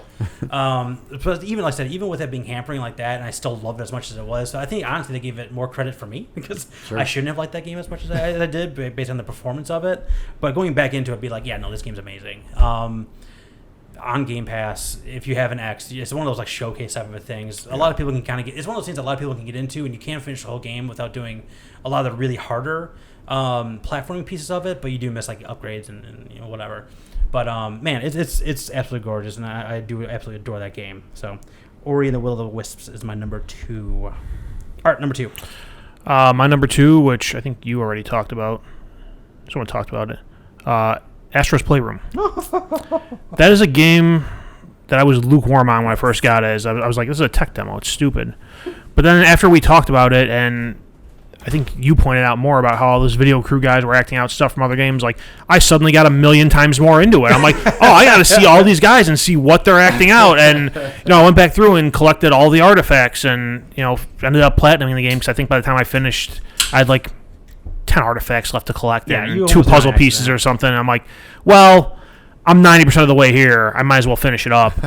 Some parts of that are still really a pain in the ass. Which one? I think the part where you're in like the almost like a spaceship type thing, a capsule, and you're like propelling through like mines and shit. Yeah, that's really frustrating. The hang gliding part's still not awesome, but also the part I was doing that was frustrating appears is totally optional. I was trying to get to a point where you don't need to get to, so fuck me. There was probably something there. I'm just saying. There was. That's I ended up having to do it to get it. I think it was an artifact was up there. Also, going through that and doing the platinum, I played around with the cards on the PS5 and looking at the little videos to show you where shit is.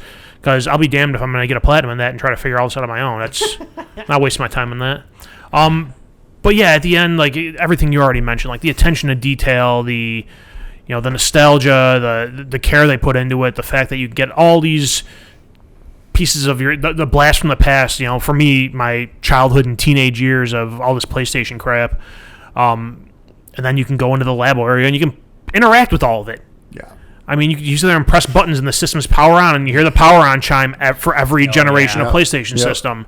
You open disc trays and there's little bots popping out of there, and in like the very end of each one of like the 4 levels, like because each one is like PlayStation 1, 2, 3, 4. At the very end of it is like when you look around, you can see like this like the main menu of whatever game, like whatever one you were looking at. It's just like it's just.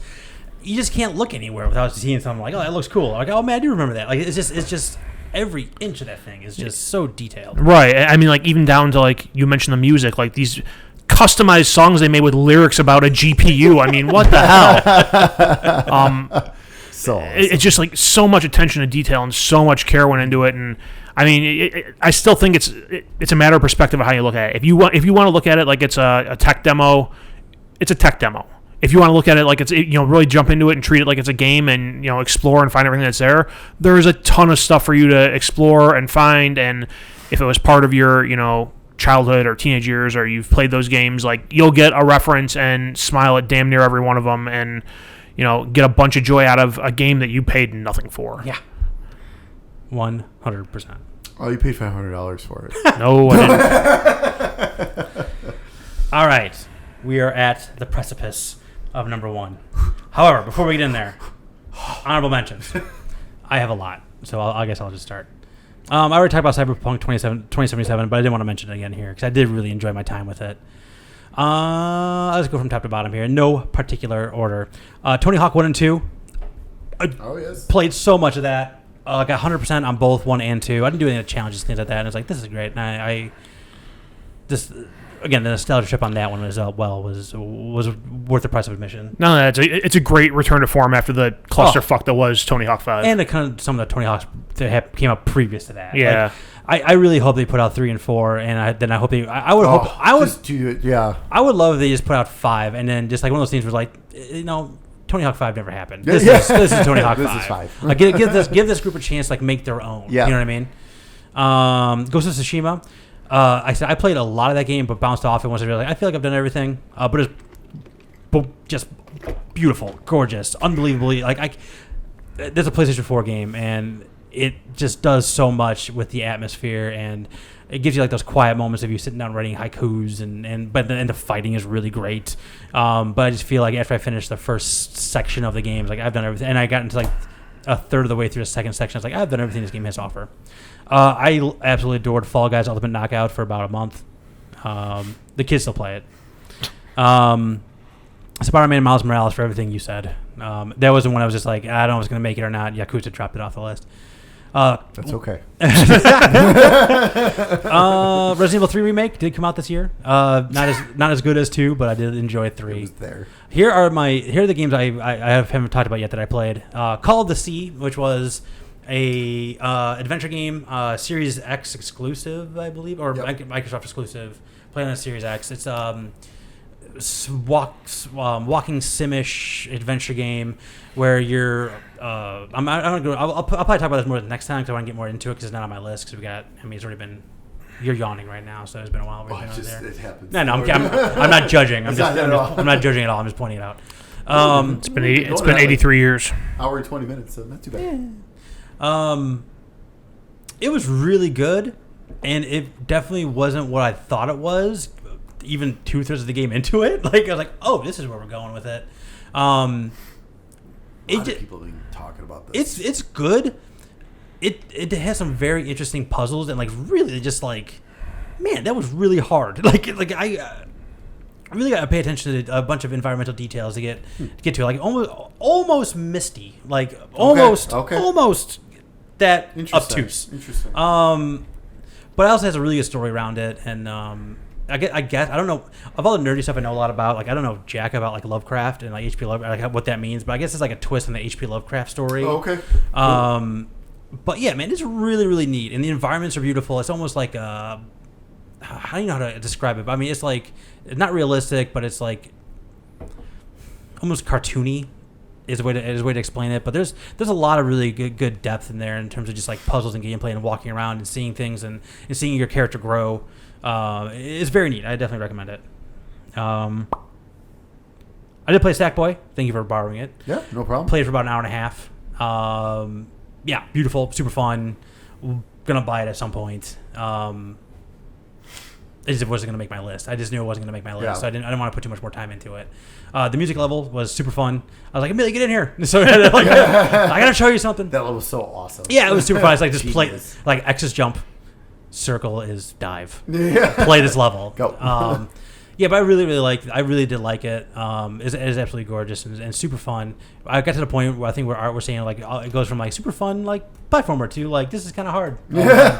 So I basically got to that point. I was like, okay, this is a super fun, cute game. This is really a game. Yeah. And the last one for me was a game called Last Campfire. That's from Hello Games, the guy who did No Man's Sky. It's kind of like their side project. You are, and what they call it, what's called... Wait, they've had time to work on another game? Tell me about it. I should really just jump into No Man's Sky, because I literally haven't played it since like the second day it came out originally, and I can't even fathom how different it is. You play as what's called an Ember. An Ember is like, a fire ember. And you're going along this path, and you're not really sure exactly what the path is, but you can see a bunch of people there are all other Embers that are lost along the way, and you're doing all these different puzzles to find them. When you find them, they're basically kind of like they're forlorn. They've turned into stone. You talk to them, and you go into this little like one room, basically puzzle that you solve. Once you solve the puzzle, they're no longer forlorn because you have cleared that path for them. They join the campfire, and they can continue along their journey. So the whole idea is like you're solving puzzles to find these forlorn, to solve a puzzle to get them to go to the campfire. You get enough of those embers in the campfire to go to the next world. Got it. There's also other little like journal entries you can find along the way. But the gameplay is just one of those things. Like sometimes you get a puzzle. I'm like, all right, I know what to do real quick. Boom, boom, boom, boom. Yeah. It gets done. Other one's just like, I have no idea what to do yet. The worlds are really detailed and beautiful. And you meet characters along the way that are all super interesting. And it's really it's a chill game. It's a mellow game. It's a very wholesome game. Definitely something to check out. I can't imagine it's not going to be on Game Pass at some point. It just feels like that exact type of thing. That's what I'm waiting for. I finished it in like 5.5 hours. That's not bad. But man, I did absolutely adore it. It was very, very good. Check out some videos and see if it would click with you. But just the idea of like you're blazing the trail through these different worlds to try to get all these people behind you to get to the end point. And obviously some forces are trying to stop you. Some of them are just like natural forces that were just there. That's why they stopped. Very, very neat. Definitely gonna check that out. That's my honorable mentions. I've got a couple. Astro. Yeah. Is not my honorable. I hope that's gonna be number one. It was going back and forth between that and Streets of Rage 4 for my number 5, honestly. So that just missed out. We've talked that already. My other one is Immortals: Phoenix Rising. Oh. The reason why it's in my honorable mentions and probably not in my top 5 is because I've only played like 7 hours of it so far. So it's like it's good. It's really good. Like I want to play more of it though. Like I just want to see. Okay, this was a great start. Does it keep going? Like, does it keep it? Like, that's the problem. It's like I don't know. I don't know if it's going to keep it at that point with this type of game. It's a big open world, so I want to know more. And everything I read, it sounds like it does. So, I'm excited. Like that is like I think that's probably number one on my list once I finish with Yakuza to jump back into that. Because Yakuza is now that done with all this, that is back to my number one game. But yeah, that game is just it's very good. So if you haven't played it yet, check it out. Another one is Doom Eternal. That game is it's Doom, man. It's fucking Doom. It's hard. I played. Okay, I didn't. Okay, we didn't do what you're playing. Hard. I played 2 hours of Doom Eternal, and I actively hate it. It literally did nothing for me but frustrate me because, like I said, it's super hard. I have no story to drive me. It's like hell is bad, and then the level starts and you're shooting stuff. Like that's all there is to it. Yeah. So I was like, that's Doom in a nutshell, man. I know. I was gonna say, what'd you expect? and I'm fine with that. Like I have no issues with that. But man, it's just like I said, this probably would have been like roughly 6 or 7, like number 6 or 7 for me if we did like a 10. But yeah, it's just it looks so good. It does look very pretty. It expanded on what Doom 2016 did so well. It expanded on that. There's a couple things on there that kind of questionable choices as well that kind of also made it lower on the list. But yeah, that game is just it's fucking Doom. Like I mean, so it's still great. It is unapologetically Doom. And going back to my criticism. It's just not for me. Right. It's one of those things where like I totally get it. I love the soundtrack. I've listened to the soundtrack because it rocks. You still feel great. All right, here we go. Battle's about to start. Like I'm ready. Well, I'm dead. That's been my experience. So like, let's do. We're gonna start. Doom is who we thought it is. Yeah, exactly. So it's like I don't think it's bad. I just don't like it. Like this is the best way I can describe it. Then my final honorable mention is probably gonna give away my number one now, but that's okay. I know who's winning this whole thing. I knew it from. I was 100% right when this whole thing started. So my last honorable mention is Last of Us 2. So, I mean, visually it looks fantastic. Story wise, here and there for me with stuff. Some things were awesome. Some things I really didn't care for, and other times I just went, huh?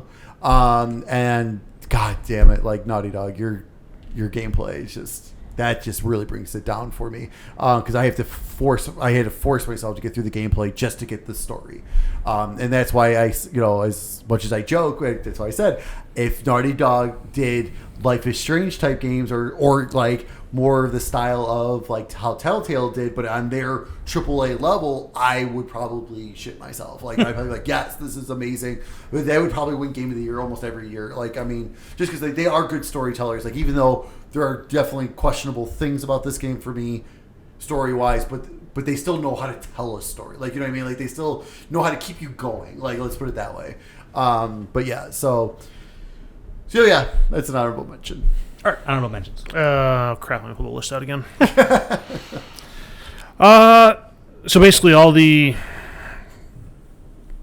PS5 launch-ish games I've played that I didn't mention. So Spider-Man Miles Morales, Sackboy's Big Adventure, both great games, both do a great job showing off the new console. The only reason Spider-Man isn't higher on mine is it's more Spider-Man. I totally agree. That's why I didn't make mine. I didn't articulate that when I mentioned in my shout out, but like, yeah, I totally dug it. I like the new wrinkle in fighting. Yeah, it's more Spider-Man. Yeah, I said it's not a bad thing that Spider-Man was my game of the year 2 years ago. Yeah.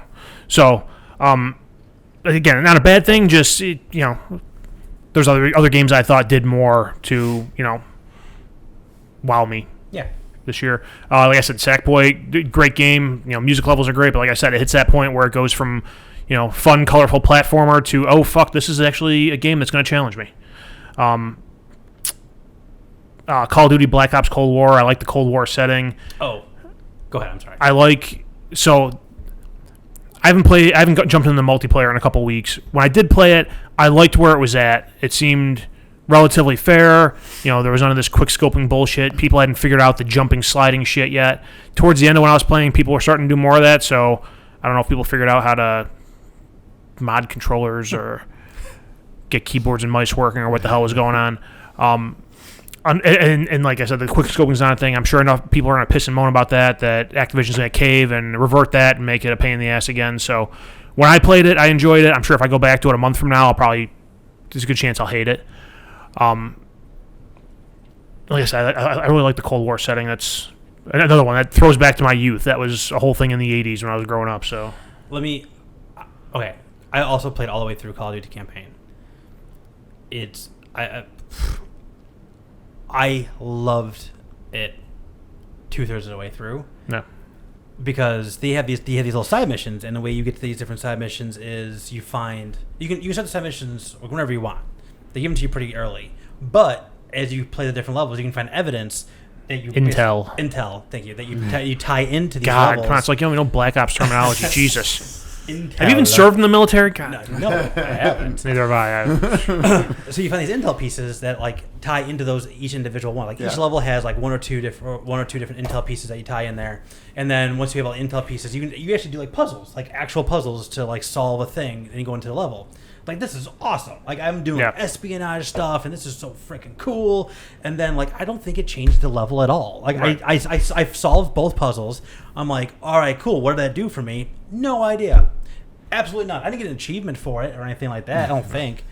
Or a trophy for it, I don't think I did. I got a trophy when I beat the level, but I don't think I got it. It's one of those things that I think, like, finding the intel and collecting it feels a lot cooler than, like, actually doing the side missions. Like, just like, if there's a gunfight, there's bullets twisting overhead, and you're like, oh shit, I found this document. Yeah. Wait. Okay. But, like, one of them is just, like, I was like, that's so cool. Like, I'm going to change, like I said, me scrounging. Like, I'd never find the collectibles in Call of Duty because who cares? Right. Well, plus, it's kind of hard to because, like, usually it's parts of it are like you're on rails and it's kind of pushing you, and if you don't move, you're going to die. And I really thought, like, there's one of them, there's 8, I think, different names that they give you, and you find different intel pieces. That there's 3 spies in those 8 people. So the intel pieces kind of lets you whittle down who they are.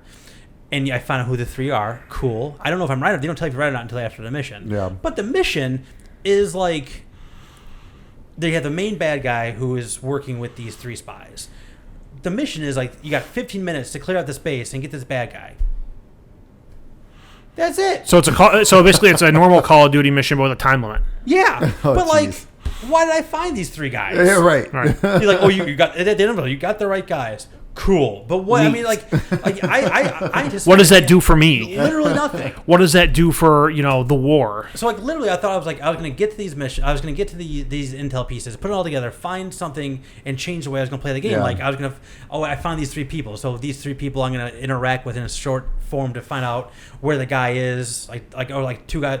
I was going to like interrogate these 3 guys to find out where that one guy is and make it like the mission like significantly easier because I use all the intel I had. Right. No, it changed nothing. The only I did absolutely love the level when you were the Russian spy, like crawling around in the KGB base. The KGB base, like, that was awesome. And there's like 5 different ways. You're trying to frame someone else because they know there's a mole. I just want them to make a game of just a bunch of levels like that. Yeah. Well, I don't even have to kill anybody, but just like giving me the different options and things like that to figure out how to do like espionage and spy stuff and spycraft, especially in Cold War stuff. Because I like that stuff. I like that too. I thought that was super interesting. It's a different setting. Yeah. Everything's always World War II, World War I, modern day war. So like doing that was I said like that piece of it, and like I was like, if the intel pieces actually did something, I'd be like, that is really cool. You're doing like actual like spy stuff on top of the Call of Duty stuff. But I was just like, and beyond that, I was like, everything's it's still just Call of Duty. Like I was really thought it was gonna be something different just based on the structure alone, and it just never panned out. Yep. I still like it. Well, the next time we record, if one of you guys are not playing multiplayer or like to play through the campaign, okay, if I can borrow it, I will give it to you. Thank you. And then Tony Hawk 1 and 2 and Fall Guys. That's so good. Okay, let's go through the formality of this. Steg, what's number 1? Why don't we start with you? Okay, what do you think mine is? Huh? Last of Us. Last of Us 2. Last of Us Part 2. All right, so there's 2 things I want to talk about.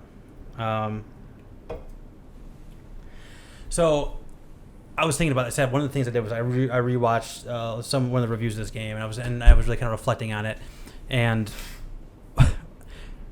where you're at right now, you're right before a point. Like twice in the game, I was just like, oh man, like I don't want to do this. In terms of just like of the game is 3 times as long as the original Last of Us, and I got to the first main turning point. And I was just like, oh my god! Like the goalpost just moved so far away. I was like, oh man, I don't know. Yeah. But and then it happened again after that part. There's another one that's just like, oh okay, we're still going. We're still going. Goalpost even further down. And I had heard that from other people. It's like halfway through, like halfway or 2/3 of the way through the game, like you get to what the natural ending point is, and then you still keep going. It's pretty wild, and the way I really equate it to, and then I when I talked about when I originally played the game, like I got to the end of it, and I was just like, I turned around on everybody, and I feel like that was almost part of the experience. It's just being like, oh my god, you got to be kidding me! And it's like that, like that's my first impression into this portion of the game, which ties into how I feel about a certain character, and just like it completely, like gamify, like in the narrative, how I'm personally feeling, which just is mind blowing to me. How they were able to do that not once but twice, and it was twice. And in 2 completely opposite directions, both times it happened. So it was just like, man, I can, and it really gave me a way to really appreciate how much I've turned on these people in terms I talk about one of my favorite moments in the original Last of Us is right after Ellie kills the first person she kills, and throughout the whole game, it's like 3/4 of the way through the game when it happens. And throughout the whole game, you're doing this mechanic where you find like a ledge. Joel goes up against it. Yeah. You press a button and you basically boost Ellie up. Yeah. So you find a ledge. You press the button. Joel gets into position, the same as the animation always does. Ellie's no show because she's on a bench right, like basically just like not traumatized, but like kind of in shock of what she just did. And it just completely subverts your expectations of what's going on in that moment. And I feel like The Last of Us Part 2 is just a meta version of that. Like it's the whole game. The whole game is subverting my expectations and what I think I wanted and what I ended up wanting to do. And from everything from 1, like my whole experience of 1, take what I've experienced with 1 and it completely changes what I feel into and make me hate doing it. Then followed by me wanting to do it, followed by me hating it again for a completely different reason, followed just being at the very end of it just being like, I don't even know where I stand with any of these people anymore. And I think that's kind of like me being tangled up in that story that much is just so unique. And like I've played hundreds of video games, hundreds, probably into the thousands at this point. And like I crave new things, and there's nothing like this. Like story wise, there's just literally nothing like this. It takes, you can play the game by itself, but like playing that first game is almost necessary to really get the full scope of what's happening and what you're doing and the ramification of what's happening. And then let's tie that all up with like an unbelievable animation, unbelievable acting, unbelievable sound design, unbelievable environments. I don't hate the gameplay as much as you guys do. It did grind on me near the end. I will say that. I don't think I hate it as much as he does. No, but I hate it as much as Steak does. That is true. So like, it's rubbing me the wrong way, but I'm not.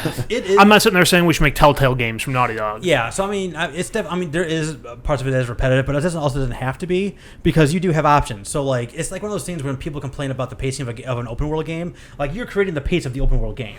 Well, I feel like I gotta stop searching every drawer. You can search every single drawer. You have to because you're out of freaking ammo. You got then why don't you just sneak in a level? Take it. You can. You die left and right because they're finding you because they're making a sound because they're seeing you from across the freaking roof. I didn't experience that. Like I honestly I didn't experience that. I mean, there's like the dogs are change those things and fucking going dogs. through. They're brutal. But like overall, I didn't really experience like the being found from far away. Like I did get into a lot of firefights, but like. There's just so many other things around it that, like, I'm not saying I'm excusing. I don't think the gameplay even needs to be excused at all. I just think that I don't think it's just your cup of tea at all. No, that's and then again, that's also fine. But oh god, where was I going with all this? But like, what I'm saying is, lost like, my train of thought. You know, it's like it's just such a total package, and I think it's far and away the best new game I played this year. The best game I played this year was Red Dead Redemption 2. But I can't nominate that this year. But why not? I tried to sneak in a Rainbow Six last year. Sneak it in. Yeah, It's new to me, damn it. just like the best game I've ever played. I mean, can I just talk about it a bit? But no, but Last of Us Part 2, there's nothing that even like scratched even anywhere close to what that was. And it's like I liked it so much that like I watched. What was that Deepest Dive for Min-Max? It was like 4 4-hour videos, and I watched the whole thing after I finished it. And it was just like really getting into the minute details, and I found like YouTube clips of like weirdo details they put in the game, like just like physics details and just all kinds of stuff. And there's just so much, there's just so much to unpack, story wise and gameplay wise. It's the best game I played this year. So you want to go talk at the same time? Sure. 1, 2, 3. Among Us. Hey! I'm writing it down, Art. Good old Final Fantasy VII Remake. Yeah. It's so good. I'm willing to admit that a big part of the reason I like this game is nostalgia. Nostalgia, but God.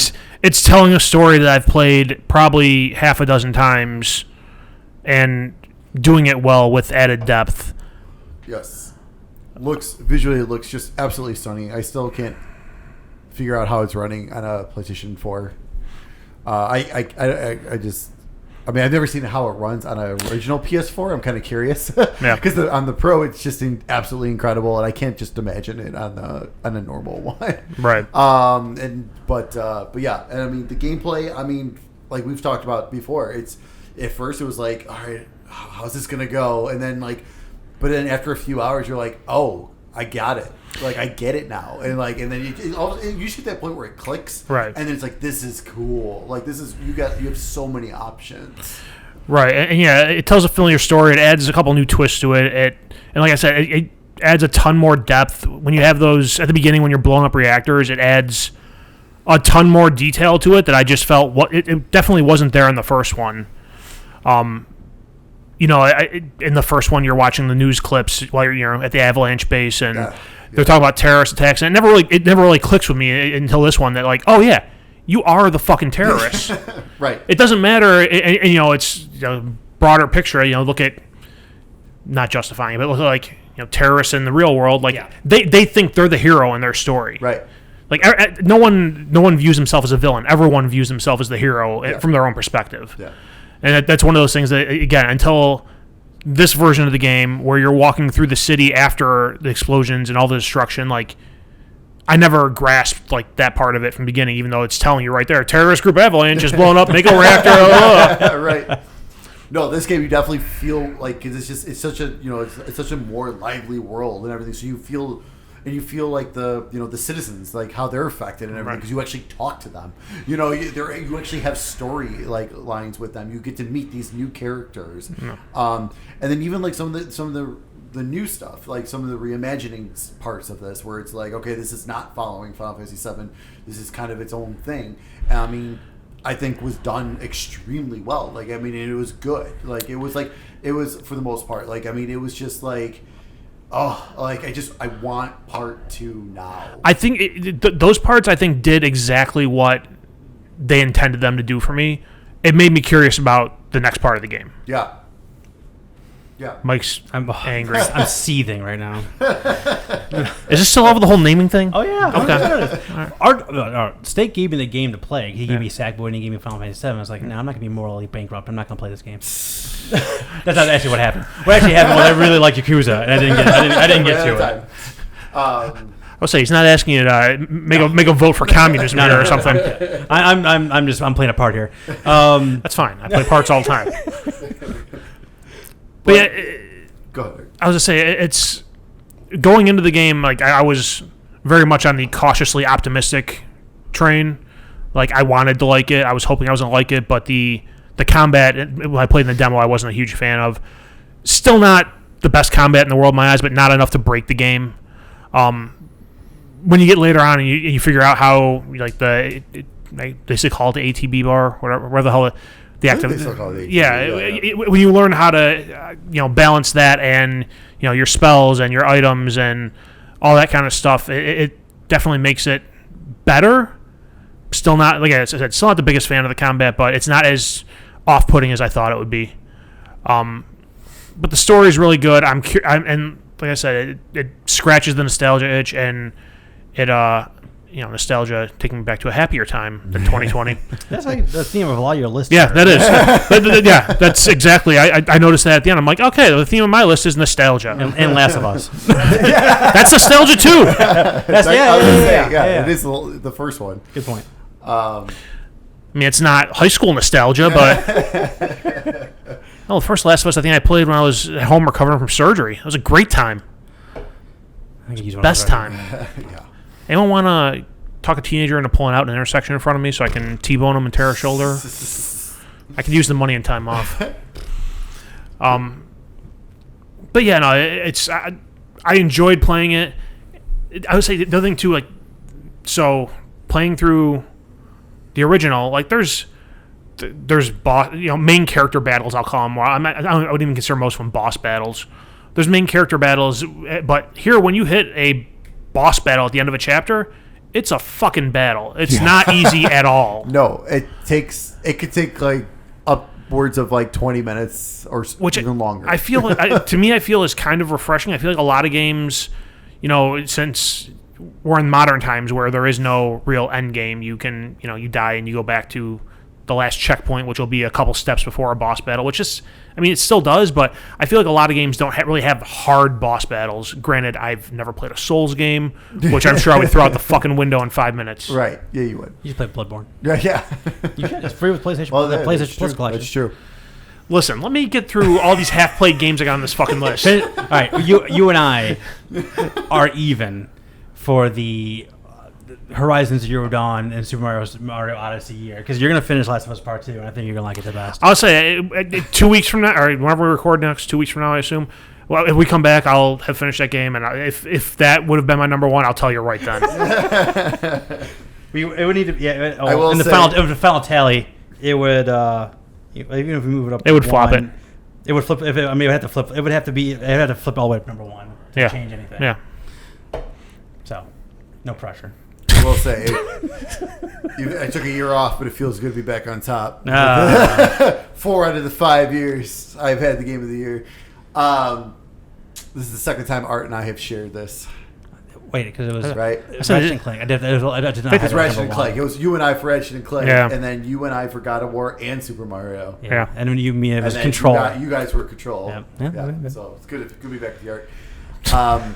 But yes. Oh my god! I just wanted to keep playing this. Like, I lost sleep for 2 weeks. Well, they would have made a full game. You could have. I'm still playing a part of one. I'm not a It's fine. It's all right. You do what you want to do. It's fine. I'm gonna keep ripping on Naughty Dog, so it's fine. I'm pretty sure I've played many. How much shit have I talked about Nintendo in the time we this podcast? Oh yeah. Still hold that stock, by the way. There's a reason we bought 2 Switches. An investment. Yeah. There you go. Gotta bump those profit margins. Right.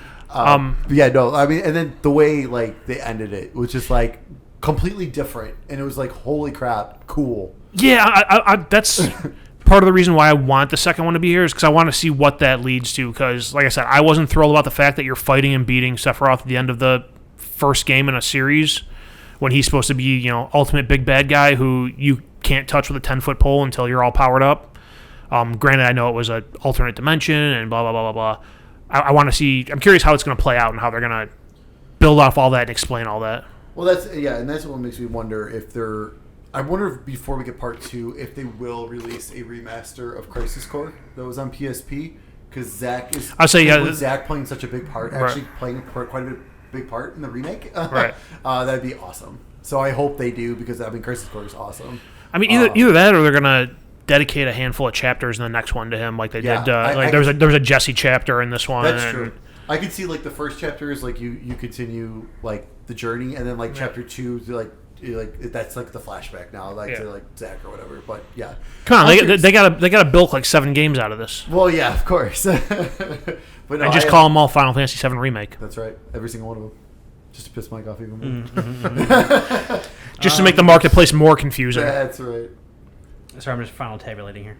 That's fine. All right, so let's run down all of our personal 5s and then we'll go to the group 5 here, as I just find the last one that I just found 5 seconds ago. There Fine. You do math. Right. You do math. I'll run through my 5 here. Thank you. No, I got it. Oh, yeah? Okay. So, all right, number 5, Yakuza Like a Dragon. Number 4, Cyberpunk 2077. Number 3, Last of Us Part 2. Number 2 was Astro's Playroom, and number 1 was Among Us. I wrote it down. The number 1. Disqualified. That game came out 4 years ago. Just because politicians are playing on Twitch doesn't mean it's a new game. Because actual number 1 was Final Fantasy VII Remake. Steak. Number 5 was Streets of Rage. Number 4. Number 4 was Hades. Number 3 was Spider-Man Miles Morales. Number 2, Yakuza Like a Dragon. Number 1, also Final Fantasy VII Remake. My top 5. Number 5 was Astro Playroom. Then number 4 was Yakuza Like a Dragon. Number 3, AC Valhalla. Number 2 was Ori and the Will of the Wisps. And number 1 was The Last of Us Part 2. Our cumulative top 5 were... number 5 was Ori and the Will of the Wisps. Number 4... So I willed that one into existence. Number 4 was Astro's Playroom with 5 points. Number 3 was Yakuza Like a Dragon with 7 points. Number 2 is Last of Us Part 2, number 8, with 8 points. And Final Fantasy VII Remake with 10 full points. So there it is.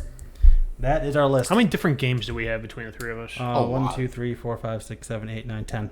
That's very good. So we had, Yakuza. It was Astro, Yakuza, all 3 of us played. So Yakuza, is that the only one on all 3 lists? Yeah. Yeah. So that's probably Game of the Year then, right? Yeah. Hey, I'm okay with that. No. I'm okay with that too. I will not buck the system that we because that I helped create. Because those were the 2 I was going back and forth between. Like I could not figure out. It was hard. Yeah, I feel better that like Yakuza. If I would have put Yakuza even like 2 more up, it wouldn't have still made a difference. Like, So like, I wouldn't have made it past Last of Us. So, I mean, by the time I'm done with Yakuza, I might be in kind of Earth's boat where I'm going to be moving it up as I go. Sure. I would say if you asked me like 6 months from now to look at this list again, it'll probably be the same game, it's just a completely different order. Yeah, right. Yeah. And who, I mean, is that Cyberpunk might be on my list now? Who God knows? I'm leaving Astro at 2. Everything else can move. All right, very good. So yeah, that's it, guys. So we have had 5 games of the year. Again, it was I always try to go from memory. So it was Ratchet and Clank, Super Mario Odyssey. Then it was God of War. Then it was Control, and now Final Fantasy VII Remake. So there it is. That's 3 PlayStation exclusives. A PlayStation exclusive, a multi-platform, and a Nintendo so far. Not too bad. That's how it is. All right, how long is this episode, Steak? We're just under 2 hours. How about we do a little? You want to do most anticipated now, or you want to do a little more research and then better talk about it next time? We could run through. That could be our thing next time. We could run through the list and we can see what we think. And Karen's games, we gotta find games for Karen. That's right. Yeah, you guys find games for Karen. I'm dead serious. I think we should do that. I think that'd be fun. God knows what we're gonna come up with. Because there's 80s. And there's you'll love it. Are there any Souls games on Switch? Dark Souls Remake, I believe, is. Dark Souls Remastered. There we go. All right. Well. Remastered is. That's right. I think Salt and Sanctuary is. It's great. It's great, babe. You'll love it. It's fine. Oh my god. It's about flowers and ponies and unicorns. What's really funny about it being a Switch too is there's like 5 bajillion games on the eShop, so like we can find just all kinds of nonsense.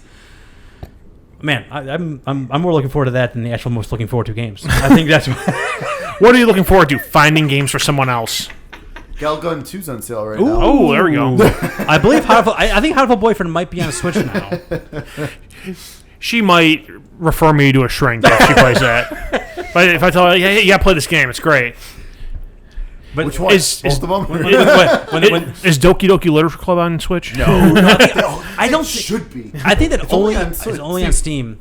You were talking about a sequel at one point. Whatever happened to that? You know what? Well, here's the thing. If they do a sequel, they need to release it like under a different company name.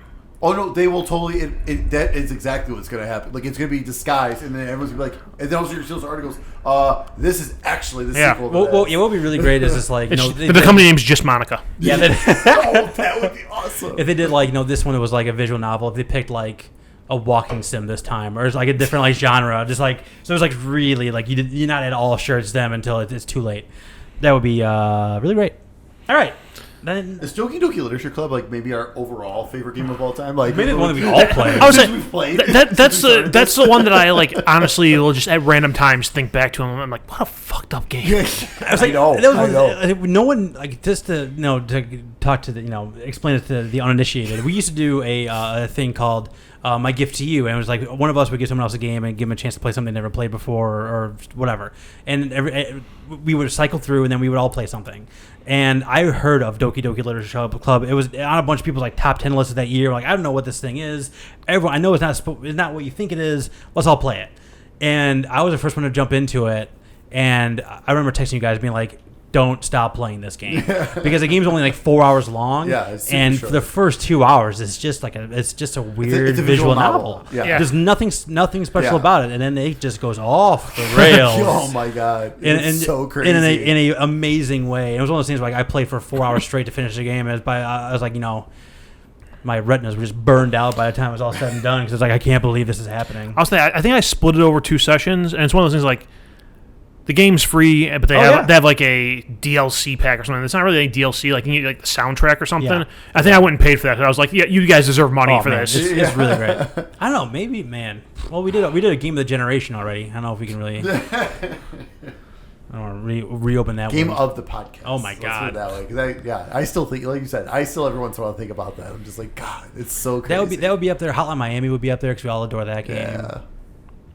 Oh, the first Hotline Miami is so good. Yeah. It really You is. should re-download that and play that somewhere. That's one that every now and then I'll pop in and do a level. I'm like, all right, it still feels good. I got my fill. I'm done. Yeah, I like this. So. When I first, I played that game when it first came out on PlayStation Plus. Didn't like it. I went back and like actually gave it an effort. Gave it a shot, the old college try. And I played it for like 6 hours straight, and like I was sleeping and having maps burned in my vision, and the music just like constantly in my head, and I was like, holy shit. You sound like me with Yakuza. One night, my whole dream was in Japanese. I didn't understand a word of it. Got to put the dubs on.